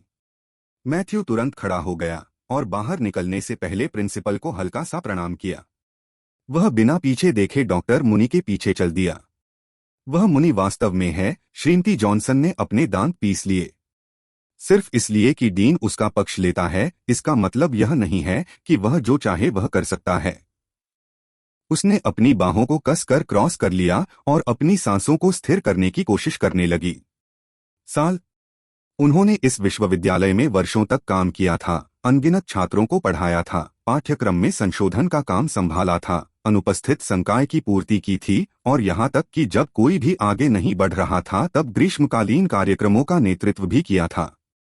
और फिर भी एक बार भी उसे कागजी कार्रवाई के ढेर और अनुमोदन की 3 परतों से गुजरे बिना किसी सहायक को लेने या किसी शिष्य को नामांकित करने की अनुमति नहीं दी गई। लेकिन डॉक्टर मुनि, वह अपनी तथाकथित अनुसंधान यात्राओं में से एक में चले गए, प्रोटोकॉल को छोड़ दिया और एक हाई स्कूल के छात्र को अपने प्रशिक्षु के रूप में घोषित कर दिया, यहाँ तक कि उचित दस्तावेज के बिना भी। यह अपमानजनक था। ठीक है, प्रिंसिपल विल्सन ने मेज पर अपनी कलम थपथपाते हुए कहा। उन्हें कई संस्थानों से पुरस्कार मिले हैं और कुछ प्रमुख शोध फाउंडेशन उनके काम का समर्थन करते हैं। यह असामान्य नहीं है कि डीन उनका समर्थन करते हैं। Please subscribe the novel explainer channel. वह थोड़ा पीछे झुक गया। इसके अलावा तकनीकी रूप से कहें तो वह सही है। अनुसंधान अनुदान वाले संकाय सदस्यों को अपने स्वयं के इंटर्न चुनने की स्वतंत्रता है। मैंने सुना है कि डीन 1 साल से अधिक समय से उन पर एक इंटर्न लेने के लिए दबाव डाल रहे हैं। कोई उनके फील्ड वर्क और दस्तावेजीकरण में सहायता करेगा। उसने उस दरवाजे की ओर देखा जहां से मुनी और मैथ्यू बाहर निकले थे। उन्होंने आगे कहा, मैंने उनसे यह उम्मीद नहीं की थी कि वह किसी हाई स्कूल के छात्र को चुनेंगे। यही वह हिस्सा है जो आश्चर्यजनक है। श्रीमती जॉनसन ने अपनी जीभ चटकाई। उसने आगे कुछ नहीं कहा, लेकिन अंदर ही अंदर उसने कसम खा ली कि यह अभी खत्म नहीं हुआ है। पक्षपात एक बात थी, लेकिन किसी मूडी किशोर को उच्चस्तरीय शोध में घसीटना, वह एक आपदा घटित होने की प्रतीक्षा कर रही थी। तभी प्रिंसिपल विल्सन अचानक सीधे हो गए। आह! भी उसने अपने डेस्क पर एक फोल्डर पलटते हुए कहा। लगभग भूल गया। हमें आज सुबह औपचारिक सूचना मिली। नए निर्देश के अनुसार सभी विश्वविद्यालय अनुसंधान कर्मचारी, यहां तक कि हाई स्कूल विभाग के लोग भी अब इंटर्न लेने के लिए पात्र हैं। श्रीमती जॉनसन की अभिव्यक्ति तुरंत बदल गई। उसने आंखें झपकाईं। तुम्हारा मतलब है मैं अब एक सहायक ले सकता हूं? हाँ, प्रिंसिपल ने उत्तर दिया। तकनीकी रूप से आपको हमेशा अनुमति दी गई है, लेकिन यह पहली बार है कि डीन ने उनके लिए वजीफे को मंजूरी दी है। यह महत्वपूर्ण बदलाव है। श्रीमती जॉनसन ने अपना सिर थोड़ा झुकाया। हाई स्कूल विभाग के बारे में क्या? हम एक ही प्रणाली का हिस्सा हैं। हम हैं, प्रिंसिपल विल्सन ने सिर हिलाते हुए कहा। लेकिन कॉलेज डिवीजन को प्राथमिकता वाली फंडिंग और प्लेसमेंट दी जा रही है। यह पहले से ही शैक्षणिक वर्ष के अंत के करीब है, इसलिए अधिकांश शीर्ष विश्वविद्यालय के छात्रों के लिए प्रोफेसरों द्वारा शोध अनुदान के लिए पहले से ही बात की जा रही है। बेशक वे हैं, श्रीमती जॉनसन ने कड़वाहट से सोचा। कॉलेज संकाय को हमेशा चीजों का बेहतर अंत मिला, अनुदान, प्रयोगशाला पहुंच, कार्यक्रम, और अब उनके पास अपने प्रोजेक्ट के लिए सबसे प्रतिभाशाली छात्रों का चयन था। फिर भी यह एक उद्घाटन था। ठीक है, उसने अपना ब्लाउज सीधा करते हुए ध्यान से कहा, मैं वर्तमान में एक उत्कृष्ट शोध विषय पर काम कर रही हूं। मैं कागजी कार्रवाई तैयार कर रही हूं और मैं एक इंटर्न के लिए भी आवेदन करना चाहती हूं। प्रिंसिपल विल्सन ने भौहें चढ़ा दीं। क्या आप उस बारे में आश्वस्त हैं? वह मुस्कुराई। मैं इस अवसर की प्रतीक्षा कर रहा था। यदि प्रक्रिया आधिकारिक तौर पर खुल गई है तो मैं इस वर्ष की स्नातक कक्षा के शीर्ष छात्र से अनुरोध करना चाहता हूं। आपका मतलब लेनॉक्स लिंडबर्ग है? हाँ, उसने बिना किसी हिचकिचाहट के कहा। मैं लेनॉक्स लिंडबर्ग को अपने प्रशिक्षु के रूप में चाहता हूं। अध्याय 48, लापता आदमी। ठीक है, बस चीजें खत्म कर रही हूं, एडमिन स्टाफ ने मैथ्यू को एक छोटा सा लिफाफा देते हुए कहा। अब आप आधिकारिक तौर पर डॉक्टर मुनी के इंटर्नशिप कार्यक्रम के तहत सूचीबद्ध हैं। यह आपका पंजीकरण नंबर है और ये आपके लॉकर की चाबियां हैं। उसने टैग की गई चाबियां एक मुद्रित फॉर्म के ऊपर रखीं और उन्हें डेस्क पर सरका दिया। वह एक और लिफाफा लेने पहुंची। यह आपका मासिक वजीफा चेक है। अगले महीने से हम इसे सीधे जमा करेंगे, तब आपका एटीएम कार्ड जारी किया जाएगा। मैंने पहले ही आपका पासपोर्ट स्कैन कर लिया है, इसलिए जब डॉक्टर मुनी यात्रा करेंगे तो हम अपनी ओर से टिकट और व्यवस्था संभाल लेंगे। उसने बगल में दस्तावेजों का एक छोटा पैकेट थपथपाया। आपको जो कुछ भी चाहिए वह सब यहाँ है, शेड्यूल, संपर्क नंबर, दिशा निर्देश। यदि आपके कोई प्रश्न हैं तो हमें या डॉक्टर मुनी को सीधे कॉल करें। मैथ्यू ने सिर हिलाया और बिना ज्यादा कुछ कहे चाबियां, चेक और कागजी कार्रवाई स्वीकार कर ली। डेस्क के पीछे की महिला बात करती रही, प्रक्रियाओं, संपर्कों और वजीफे के विवरण समझाती रही, लेकिन मैथ्यू ने मुश्किल से ही इसके बारे में कुछ सुना। उसका सिर धड़क रहा था। उसने मन ही मन धिक्कारा। डॉक्टर मुनी वास्तव में उसे इस इमारत तक ले गए और फिर बिना यह बताए चले गए कि क्या करना है। आखिर उस बूढ़े आदमी का क्या कसूर है? मैथ्यू मन ही मन आश्चर्यचकित हुआ। उसने मैथ्यू से यह भी नहीं पूछा कि क्या वह उसका प्रशिक्षु बनना चाहता है। अफसोस की बात है कि उसके सिर में दर्द फिर से लौट आया था और वह केवल अपनी नींद के बारे में सोच रहा था। उधार ली गई वह ऊर्जा जो उसने पहले ग्रहण की थी वह खत्म हो गई थी। उसने पहले से ही दालान में घूम रहे किसी भूत को खोजने की कोशिश की थी, लेकिन उसे कुछ नहीं मिला। एक झिलमिलाहट भी नहीं। इसका कोई मतलब नहीं था। यह यूनिवर्सिटी भूतों से भरी सबसे घनी जगहों में से एक थी। इसके हॉलों में काले बाजार के आधे से भी अधिक स्थान मृत पड़े हुए थे। और फिर भी अब जब उसे केवल एक की आवश्यकता थी, तो वह जगह सूखी लग रही थी। उन्होंने विश्वास नहीं किया कि यह एक संयोग था। चेक को जेब में रखकर और कागज को अपने बैग में रखकर वह पंजीकरण भवन से बाहर निकल गया और सीढ़ियों से नीचे चला गया। प्रत्येक हरकत से उसकी खोपड़ी के निचले हिस्से में एक धीमी धड़कन महसूस होती थी। अब वह बस लेटना चाहता था। लेकिन पार्किंग स्थल के रास्ते पर पहुंचने से ठीक पहले मैथ्यू रुक गया। उसके दाहिनी ओर इमारत की बगल की दीवार से सटा हुआ एक शांत कोना था जो ताजे और मुरझाए हुए फूलों से भरा हुआ था। गुलदस्ते धीरे से ढेर किए गए थे, कुछ रिबन से बंधे थे, अन्य कांच के जार और पुराने फूलदानों में रखे हुए थे। कुछ मोमबत्तियां जो अब ठंडी और बिना जली थीं, उनके बीच बिखरी हुई थीं। सूखी पंखुड़ियों की सुगंध मोम और धूप की गंध के साथ हल्की हल्की मिश्रित हो गई। इन सबके ऊपर दीवार पर एक फ्रेमयुक्त तस्वीर लगी हुई थी। मैथ्यू ने ऊपर देखा और ठिठक गया। वह उस चेहरे को जानता था। मैथ्यू एक कदम और करीब आ गया। यह वही भूत था जो पिछले दिन अर्जेंट के पीछे पीछे आया था। वही व्यक्ति जिसने काले बाजार में उसे मारने की कोशिश की थी। इसमें कोई गलती नहीं थी। लेकिन यह आदमी यहां कैसे था? वह कुछ फीट दूर खड़ी लड़की की ओर मुड़ा। वह वर्दी में नहीं थी, शायद कॉलेज की छात्रा थी। अरे, उन्होंने कहा। वह कौन है? उसने फोटो की ओर देखा, फिर वापस उसकी ओर देखा। वह मेरा सहपाठी है, जेरोम। वह पिछले महीने लापता हो गया था। कुछ दिन पहले ही उन्हें उसका शव मिला था। स्कूल ने आज सुबह इसकी जानकारी दी। मैथ्यू का पेट मुड़ गया। उसने पीछे मुड़कर फोटो की ओर देखा। जेरोम। नाम कोई मायने नहीं रखता। उसे नहीं। जो मायने रखता था वह था चेहरा। ठीक वही अभिव्यक्ति उसे याद थी, सूनी आंखें, खोखली घूरना, वही मृत ऊर्जा जो काले बाजार में शत्रुता से भड़क उठी थी। वह भूत उसे मारने के इरादे से ही उसके पास आया था। उसे अब भी वह दबाव याद है, जब जेरोम की उपस्थिति भड़क उठी थी तो उसका शरीर कैसे बंद हो गया था। कैसे उनके चारों ओर की आध्यात्मिक ऊर्जा उसके गले में दबी हुई बर्फ की तरह बहुत तेज, ठंडी और भारी हो गई थी। घृणा। वह एकमात्र चीज थी जिसे उसने भूत से महसूस किया था। मैथ्यू एक और कदम करीब आया। उसकी आंखें तस्वीर पर संकीर्ण हो गईं। मरने से पहले जेरोम किस तरह का व्यक्ति था? उसका अर्जेंटीना से क्या लेना देना था? उस दिन उसने जो यादें देखीं, उससे यह स्पष्ट था कि वह अर्जेंटीना के पीड़ितों में से एक था। लेकिन यह स्पष्ट नहीं था कि अर्जेंटीना का उसकी मौत से कोई लेना देना था या नहीं। और उसने मैथ्यू को मारने की कोशिश क्यों की?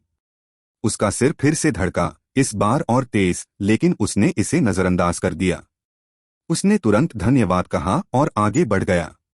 सिरदर्द बदतर हो गया था, लेकिन जब तक वह परिसर के पीछे पार्किंग क्षेत्र में नहीं पहुंच गया, उसने खुद को आगे बढ़ाया। ओट्टे पहले से ही कार के पास इंतजार कर रहा था, बाहें मोड़कर हुड पर लापरवाही से झुका हुआ था। लेकिन वह अकेला नहीं था। लेनॉक्स वाहन के ठीक सामने खड़ा था। कैथरीन उससे कुछ कदम पीछे खड़ी थी। मैथ्यू ने चलना बंद कर दिया। उसने एक सेकंड के लिए अपनी आंखें बंद कर लीं और सांस छोड़ी। उसके सिर को ऐसा महसूस हुआ मानो गर्म बजरी से भर दिया गया है। वह बस पीछे की सीट पर रेंगना और बेहोश हो जाना चाहता था। इसके बजाय उसने अपनी आंखें खोलीं और लेनॉक्स की ओर देखा। इस बार आप क्या चाहते हैं? लेनॉक्स ने तुरंत उत्तर नहीं दिया। यह जो भी था वह इसके मूड में नहीं था। कैथरीन ने कहा, लेनॉक्स को मिसेस जॉनसन की प्रशिक्षु बनने के लिए चुना गया था। वह आपको अन्य लोगों के साथ रात्रि भोज पर आमंत्रित करना चाहेंगे। मैथ्यू ने एक सेकंड के लिए कैथरीन की ओर देखा। फिर वह अपनी कार की ओर चलने लगा। अरे, मैं आपसे बात कर रहा हूं, कैथरीन चिल्लाई। वह मैथ्यू का पीछा करने वाली थी, लेकिन लेनॉक्स ने उसे रोक दिया। मैथ्यू, लेनॉक्स ने पुकारा, लेकिन मैथ्यू चलता रहा। अरे, उसने फिर फोन किया। इस बार मैथ्यू रुक गया। मैथ्यू ने कहा, मुझे अभी भी बहुत कुछ करना है। लेकिन मैं लेनॉक्स अपनी बात पूरी नहीं कर पाया था कि मैथ्यू ने अचानक उस पर नजर डाली। फिर उत्तर की प्रतीक्षा किए बिना मैथ्यू कार में चढ़ गया और दरवाजा बंद कर दिया। ओटेप, उसने अपना सिर पीछे झुकाते हुए बुदबुदाया, गाड़ी चलाओ। कार आसानी से पार्किंग से बाहर निकल गई। मैथ्यू ने अपनी आंखें बंद कर लीं और कुछ ही मिनटों में थकावट ने उसे घेर लिया। उसे सोते हुए भी याद नहीं रहा। जब तक उसने दोबारा अपनी आंखें खोलीं, वे पहले से ही संपत्ति पर वापस आ चुके थे। उसने कुछ कहा नहीं। वह सीधे अपने कमरे में गया, अपनी वर्दी उतारी, चुपचाप नहाया और फिर से बिस्तर पर गिर गया। उस रात उसकी नींद बेचैन करने वाली थी। वह उस लापता आदमी की तस्वीर के सपनों से भरी थी जो उसने देखा था। अध्याय 49, अशुभ। अगली सुबह जब वह उठा तो पर्दों से छनकर आ रही रोशनी धीमी थी। वह धीरे धीरे उठा, फैला और खुद को बाथरूम के अंदर दर्पण की ओर खींच लिया। उसने एक बार पलकें झपकाते हुए अपने प्रतिबिंब को देखा। तो फिर, मुझे वास्तव में अच्छा लग रहा है, वह अपने बालों में हाथ फिराते हुए बुदबुदाया। इसलिए सोने से उसे अपनी ताकत वापस पाने में भी मदद मिलती है। सिरदर्द गायब हो गया था और उसे ऐसा महसूस हो रहा था मानो वह अभी अभी 2 दिन के आराम के बाद उठा है। उसका मन साफ महसूस हुआ, जैसे कोहरा छंट गया हो। कोई लंबी थकान नहीं थी, उसके सीने में कोई वजन नहीं था, उसकी आंखों के पीछे कोई दर्द नहीं था। उन्होंने बुदबुदाते हुए कहा, मुझे ऐसा लग रहा है कि मैं बराबरी पर आ गया हूं या कुछ और। क्या यह भी संभव था? उसने अपना हाथ हथेली से ऊपर किया, अपनी उंगलियों को भींचा और साफ किया। ऊर्जा उसकी त्वचा के नीचे चली गई। ज्यादा नहीं, लेकिन स्थिर स्थिर और मजबूत। मजबूत होने के निश्चित रूप से फायदे हैं। उसने फिर से अपनी उंगलियां मोड़ लीं। लेकिन यह मुफ्त नहीं है। बहुत अधिक जलाओ और तुम्हें इसकी कीमत चुकानी पड़ेगी। उसे अपनी याददाश्त का बहुत अधिक उपयोग करने और पर्याप्त भोजन न देने के कारण कमजोरी, लगभग पतन, उसकी खोपड़ी में दबाव की याद आई। उसे उस भावना से नफरत थी। मैं दोबारा उस दौर से नहीं गुजर रहा हूं। भूतों को सोखने से काम चल सकता है, लेकिन हर बार सिरदर्द होने पर वह स्कूल के उस हिस्से में भाग नहीं सकता था। यह व्यावहारिक नहीं था। उस भूत लड़की ने एक आत्मा पत्थर का उल्लेख किया है। मुझे पहुंच की आवश्यकता है। मुझे अधिक जानकारी चाहिए। अफसोस की बात है कि वह भूत लड़की उतनी विश्वसनीय भी नहीं है। अपने ही प्रतिबिंब को देखकर उसकी आंखें थोड़ी सिकुड़ गईं। फिर उसने पलकें झपकाईं, अपना सिर हिलाया और जोर से हंसा। 2 दिन, वह बुदबुदाया। आइए देखें कि इस परीक्षा सप्ताह में और क्या है। उसने इस बार अपनी वर्दी ठीक से बांधते हुए जल्दी से कपड़े पहने। अब आधी अधूरी शर्ट या खुले जूते नहीं। वह रसोई के पास रुका, टोस्ट और 2 उबले अंडे उठाए, सिंक के पास खड़े होकर खाया और फिर गैरेज की ओर बुलाया। ओट्टे, चलो चलें। विश्वविद्यालय की ओर वापसी का रास्ता शांत था। मैथ्यू खिड़की से बाहर देखते हुए सीट के सामने झुक गया। लेकिन जैसे ही वे मुख्य द्वार से आगे बढ़े, उनके दिमाग में एक परिचित छवि फिर से कौंध गई। जेरोम। वही तस्वीर, वही चेहरा। अस्थायी स्मारक, मोमबत्तियां, नाग। स्मृति ने उसे फिर से प्रभावित किया। भूत की ठंडी, केंद्रित शत्रुता। वह भ्रम नहीं था। यह वृत्ति या हताशा नहीं थी। यह इरादा था। यह उसे मरवाना चाहता था। लेकिन क्यों? मैथ्यू ने अपना जबड़ा भींच लिया और विचारों को वापस आने पर मजबूर कर दिया। उसे इन चीजों के बारे में ज्यादा नहीं सोचना चाहिए। उन चीजों में इधर उधर ताक-झांक करना जिनका उससे कोई लेना देना नहीं था, कभी भी अच्छी तरह समाप्त नहीं हुई। जो लोग अपने काम से काम नहीं रख पाते, वे आम तौर पर इतने लंबे समय तक जीवित नहीं रह पाते कि उन्हें पछताना पड़े। फिर भी, जैसे ही स्कूल का गेट सामने आया, उसने खिड़की से बाहर देखा। क्या उस लड़के की मौत में अर्जेंटीना ने कोई भूमिका निभाई थी? कार विश्वविद्यालय के मुख्य द्वार के पास रुकी। जैसे ही मैथ्यू बाहर निकला, उसकी आंखें सिकुड़ गईं। कुछ ही दूरी पर नीचे पुलिस की गाड़ी खड़ी थी। दरवाजे बंद थे, इंजन अभी भी चल रहा था। 2 वर्दीधारी अधिकारी पीछे की ओर खड़े थे और प्रशासनिक भवन से किसी से चुपचाप बात कर रहे थे। मैथ्यू ने अपना दरवाजा बंद कर दिया और अपने बैग का पट्टा एक कंधे पर रखते हुए आगे बढ़ गया। उनकी नजर अधिकारियों और आसपास के छात्रों के बीच घूम रही थी। वह ग्रे हुडी पहने एक लड़के के पास रुका जो एक पेड़ के किनारे झुका हुआ था। अरे, मैथ्यू ने कहा, पुलिस वाले यहाँ क्या कर रहे हैं? लड़के ने क्रूजर की ओर देखा, फिर कंधे उचकाए। जांच। एक कॉलेज छात्र की मृत्यु हो गई। उन्होंने कहा कि यह एक संभावित हत्या थी। लड़के को अगले महीने स्नातक होना था। अमीर परिवार भी। हत्या, मैथ्यू ने अपने बारे में और अधिक दोहराया। हाँ, लड़के ने नजर घुमाकर देखा। मैंने सुना है कि उन्हें शव शहर के एक व्यावसायिक कूड़ेदान में पड़ा हुआ मिला। अफवाह यह है कि कुछ अंग भी गायब थे। मैथ्यू ने हल्का सा सिर हिलाया और चलता रहा। एक धनी छात्र, स्नातक स्तर की पढ़ाई के करीब। इससे वह लगभग 22 या 23 वर्ष का हो जाएगा, कानूनी उम्र। शतविक्षत शव के गायब अंग। उसने अपना जबड़ा भींच लिया। एक अमीर बच्चा, वह मन ही मन बुदबुदाया। अर्जेंटीना के पीछे पीछे। जैसे ही वह मुड़ा, उसके कदम धीमे नहीं हुए। उसकी आंखें थोड़ी सिकुड़ गईं। अर्जेंटीना ने वास्तव में उस आदमी के साथ घोटाला किया। क्या कुछ गलत हुआ? क्या इसका अंत अर्जेंटीना द्वारा उसे मारने के साथ हुआ? तो आप अभी भी जीवित हैं? भूत लड़की अचानक उसके सामने आ गई। मैथ्यू ने भौहें सिकोड़ लीं और लड़की को नजरअंदाज करने की कोशिश की। मैंने सोचा था कि वह परीक्षा तुम्हें मार डालेगी। दिलचस्प है। कुछ आध्यात्मिक ऊर्जा को अवशोषित किए बिना आप अभी भी जीवित कैसे हैं? मैथ्यू ने अपनी आंखें अंदर की ओर घुमाईं और चलता रहा। जल्द ही वह अपनी कक्षा में पहुंच गया और अपनी सीट ले ली। उसने अभी भी भूत लड़की से एक शब्द भी नहीं कहा था। ठीक है, आपको इसे रोकना चाहिए और मुझसे बात करनी चाहिए, भूत लड़की ने मैथ्यू के कंधे पर मंडराते हुए कहा। मैथ्यू ने अपनी आंखें उस किताब से नहीं उठाईं जो वह पढ़ रहा था। दरवाजे के पास कुछ बड़बड़ाहटों को छोड़कर कक्षा में शांति थी। अधिकांश छात्र अभी तक नहीं आए थे।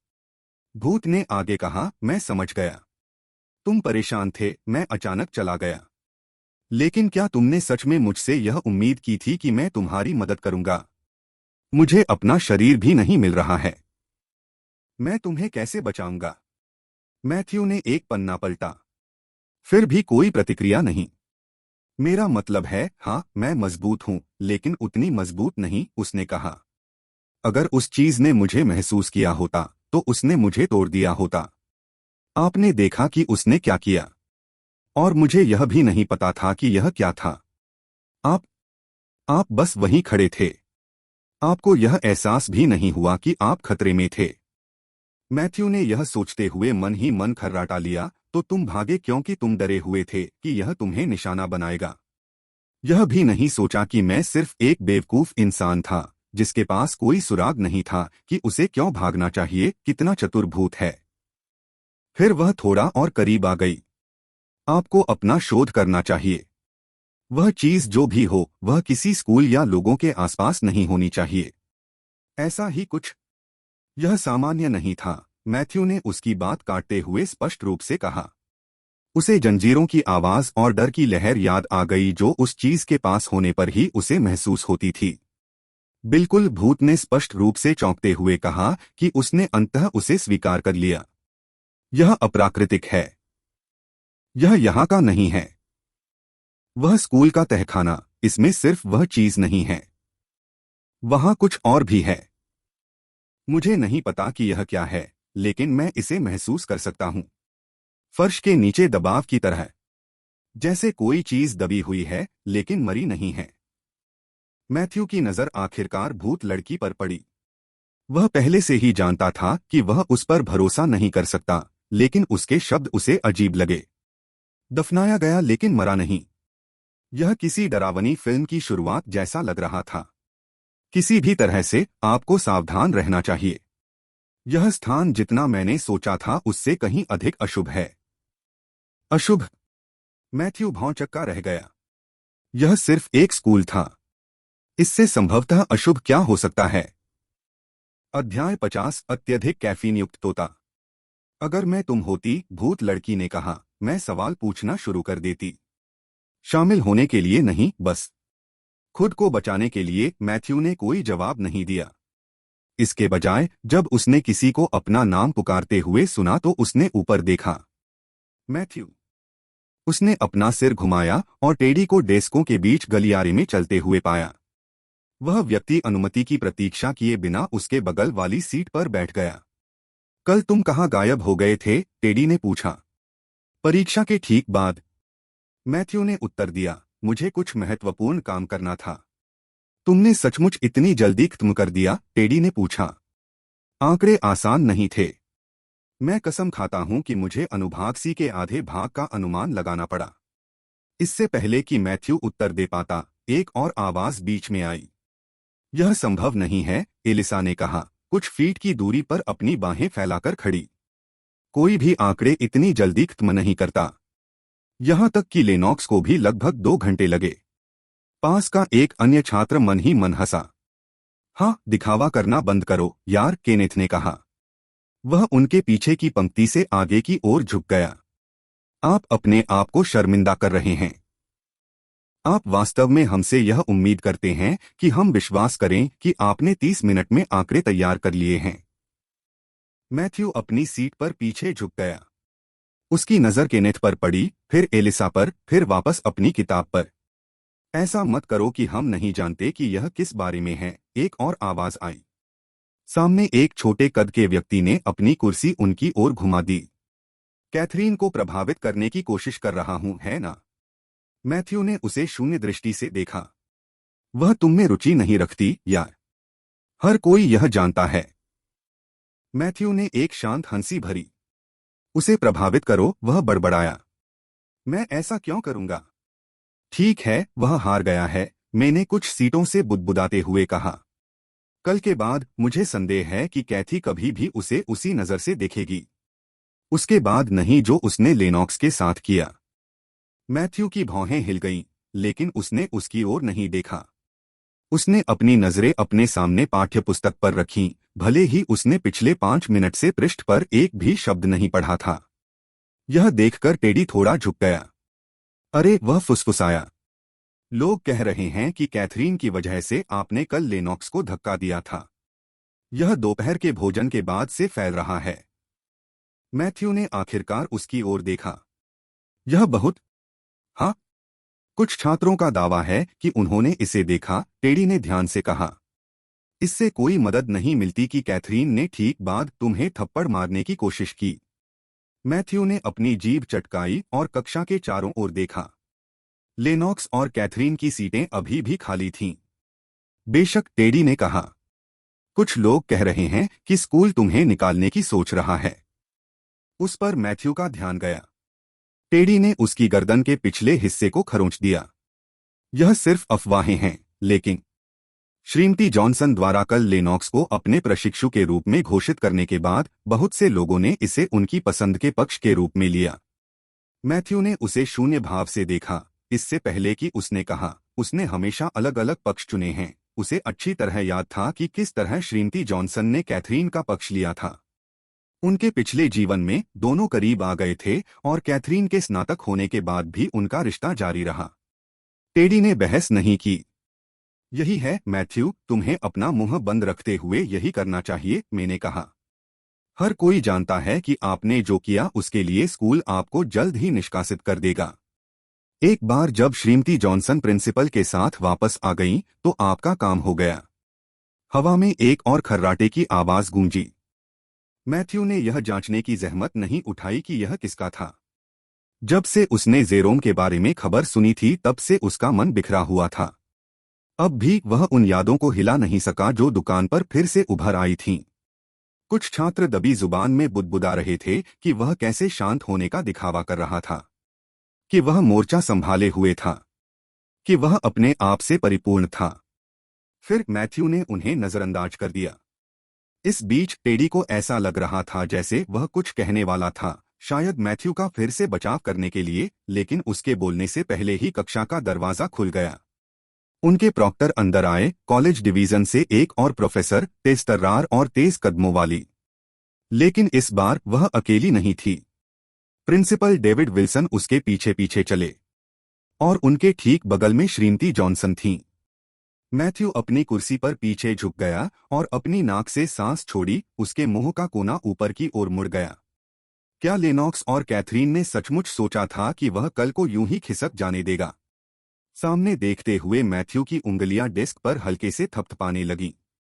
वह ठीक ठीक जानता था कि यह स्कूल कैसे चलता है, किसने संचालन किया, किसने किसके कान में फुसफुसाया। लेनॉक्स पहले से ही यहाँ गहरी जड़ें जमा चुका था। कनेक्शन, प्रतिष्ठा और संकाय समर्थन, यह सब मैथ्यू की गलती थी। उन्होंने सभी को यह सोचने पर मजबूर कर दिया कि लेनॉक्स लिंडबर्ग परिवार का उत्तराधिकारी था। उसे रोकने के लिए मैथ्यू ने कल एक शब्द भी नहीं कहा। उसने उन्हें बात करने दी, उन्हें मान लेने दीजिए, क्योंकि लेनॉक्स जैसे लोगों ने यही सबसे अच्छा किया, बहुत जल्दी जश्न मनाना। और अगर लेनॉक्स को सच में विश्वास था कि सबके सामने छोटा सा स्टंट उसे दफनाने के लिए पर्याप्त था, तो वह मैथ्यू की तुलना में मूर्ख था जिसका श्रेय उसे दिया गया था। निःसंदेह सुबह तक अफवाहें फैल जाएंगी। बात तो यही थी, उन्हें बात करने दीजिए। इसने आगे जो आया उसे आसान बना दिया। यह जगह अजीब है, भूत, लड़की फुसफुसाई, अभी भी उसके बगल में तैर रही थी। वह अब तक शांत थी, जैसे वह सुन रही थी। बहुत बहुत अजीब, मुझे यहाँ पसंद नहीं है। मैथ्यू ने अपना पूरा ध्यान कक्षा के सामने केंद्रित कर दिया। बस जाओ सब लोग, प्रिंसिपल विल्सन ने आगे बढ़ते हुए कहा। कमरा तुरंत शांत हो गया। मैथ्यू पर थोड़ी देर के लिए उतरने से पहले उसकी नजर छात्रों की पंक्तियों पर पड़ी। फिर उन्होंने आगे कहा, मैं यहाँ कल की घटनाओं पर संक्षिप्त जानकारी देने के लिए आया हूँ। अच्छा, श्रीमती जॉनसन, प्रिंसिपल विल्सन ने श्रीमती जॉनसन की ओर देखते हुए कहा। जवाब में श्रीमती जॉनसन ने अपना सिर नीचे कर लिया, उनके होंठ एक पतली रेखा में दब गए। वह नहीं बोली। प्रिंसिपल विल्सन ने इंतजार नहीं किया। कल एक गलतफहमी हो गई थी, उसने कहा जब उसकी नजर कमरे पर पड़ी। हॉलवे निगरानी की समीक्षा करने और गवाही इकट्ठा करने के बाद हमने पुष्टि की है कि श्री मैथ्यू लिंडबर्ग ने श्री लेनॉक्स को धक्का नहीं दिया था। एक धीमी सी फुसफुसाहट कमरे से गुजरी। मैथ्यू ने कोई प्रतिक्रिया नहीं दी। वह शांत बैठा था, पीठ सीधी थी, आंखें सामने की ओर थीं। इस बीच श्रीमती जॉनसन का चेहरा एक सुंदर रंग में बदल गया, लाल, सफेद और फिर हरा, खराब ट्रैफिक लाइट की तरह। मैथ्यू ने उसे घूरकर देखा और सोचा, वह वास्तव में तोते की तरह दिखती है। बहुत क्रोधित, अत्यधिक कैफीन युक्त तोता। तभी प्रिंसिपल विल्सन का ध्यान अपने बगल वाली महिला पर गया। उन्होंने आगे कहा, संकाय और कर्मचारी श्री लिंडबर्ग से औपचारिक माफी मांगते हैं। तथ्यों की समीक्षा करने से पहले अनुमान लगाना एक गलती थी। क्या यह सही नहीं है, श्रीमती जॉनसन? अध्याय 51, लेनॉक्स के प्रति सहानुभूति। प्रिंसिपल, मुझे समझ नहीं आ रहा। आप मुझे इस तरह शर्मिंदा क्यों करेंगे? श्रीमती जॉनसन अभी भी यह नहीं समझ पाई कि प्रिंसिपल विल्सन ने उनसे छात्रों के सामने माफी क्यों मांगी। हाँ, कैथरीन ने उन्हें जो बताया था उसके आधार पर उन्होंने मैथ्यू पर आरोप लगाया था, लेकिन एक निजी माफी ही काफी होती। वह स्कूल की लंबे समय से कार्यरत शिक्षिकाओं में से एक थीं। आदरणीय, उसकी गरिमा को इस तरह क्यों कुचला जाए? उसने स्पष्टीकरण की अपेक्षा करते हुए उस पर तीखी नजर डाली। मुझे लगता है कि मैं जवाब का हकदार हूं, उसने कहा। यह डीन से आया है, विल्सन ने उत्तर दिया। क्या? उसकी अभिव्यक्ति तुरंत बदल गई। आपका क्या मतलब है? ईमेल? यह स्वयं डीन की ओर से था। इसलिए आप जो भी सोच रहे हैं, मेरा सुझाव है कि आप अभी रुकें। ऐसा लगता है कि आपने मैथ्यू लिंडबर्ग की पृष्ठभूमि को कम करके आंका है। लेकिन बहस करने का कोई मतलब नहीं है, विल्सन ने बीच में कहा। आप पहले ही माफी मांग चुके हैं और यही मायने रखता है। मुझे अन्य चीजें भी संभालनी हैं। उसने एक सांस छोड़ी और उसे जाने का इशारा किया। वास्तव में लिंडबर्ग विश्वविद्यालय अभिजात वर्ग के लिए एक स्कूल था। हालांकि इसका मतलब यह था कि हर निर्णय, चाहे वह कितना भी छोटा क्यों न हो, सावधानी से लिया जाना चाहिए। प्रिंसिपल विल्सन ने यह पाठ जल्दी ही सीख लिया था।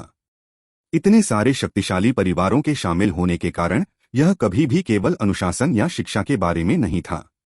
यह राजनीति के बारे में था।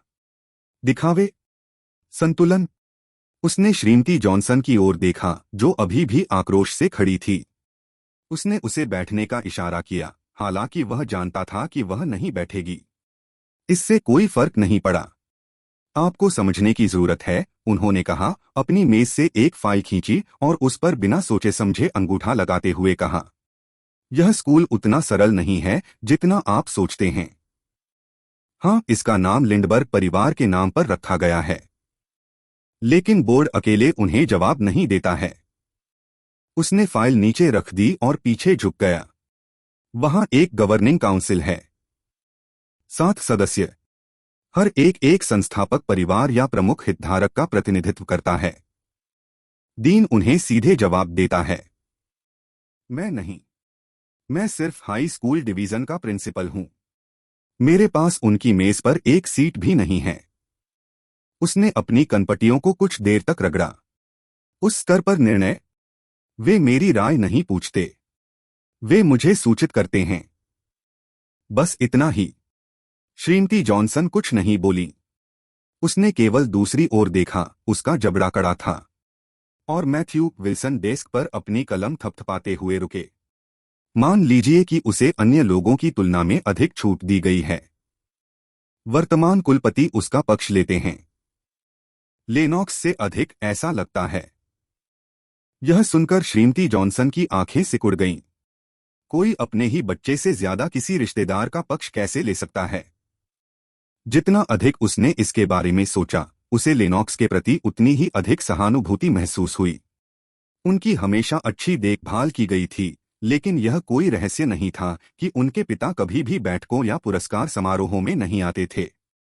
लोग कहते थे कि मिस्टर लिंडबर्ग अपने बहुराष्ट्रीय व्यवसाय में बहुत व्यस्त थे, लेकिन अब ऐसा लग रहा है कि इसमें और भी बहुत कुछ है।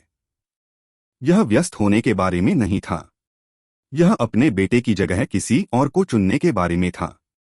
उसने अपना जबड़ा भींच लिया।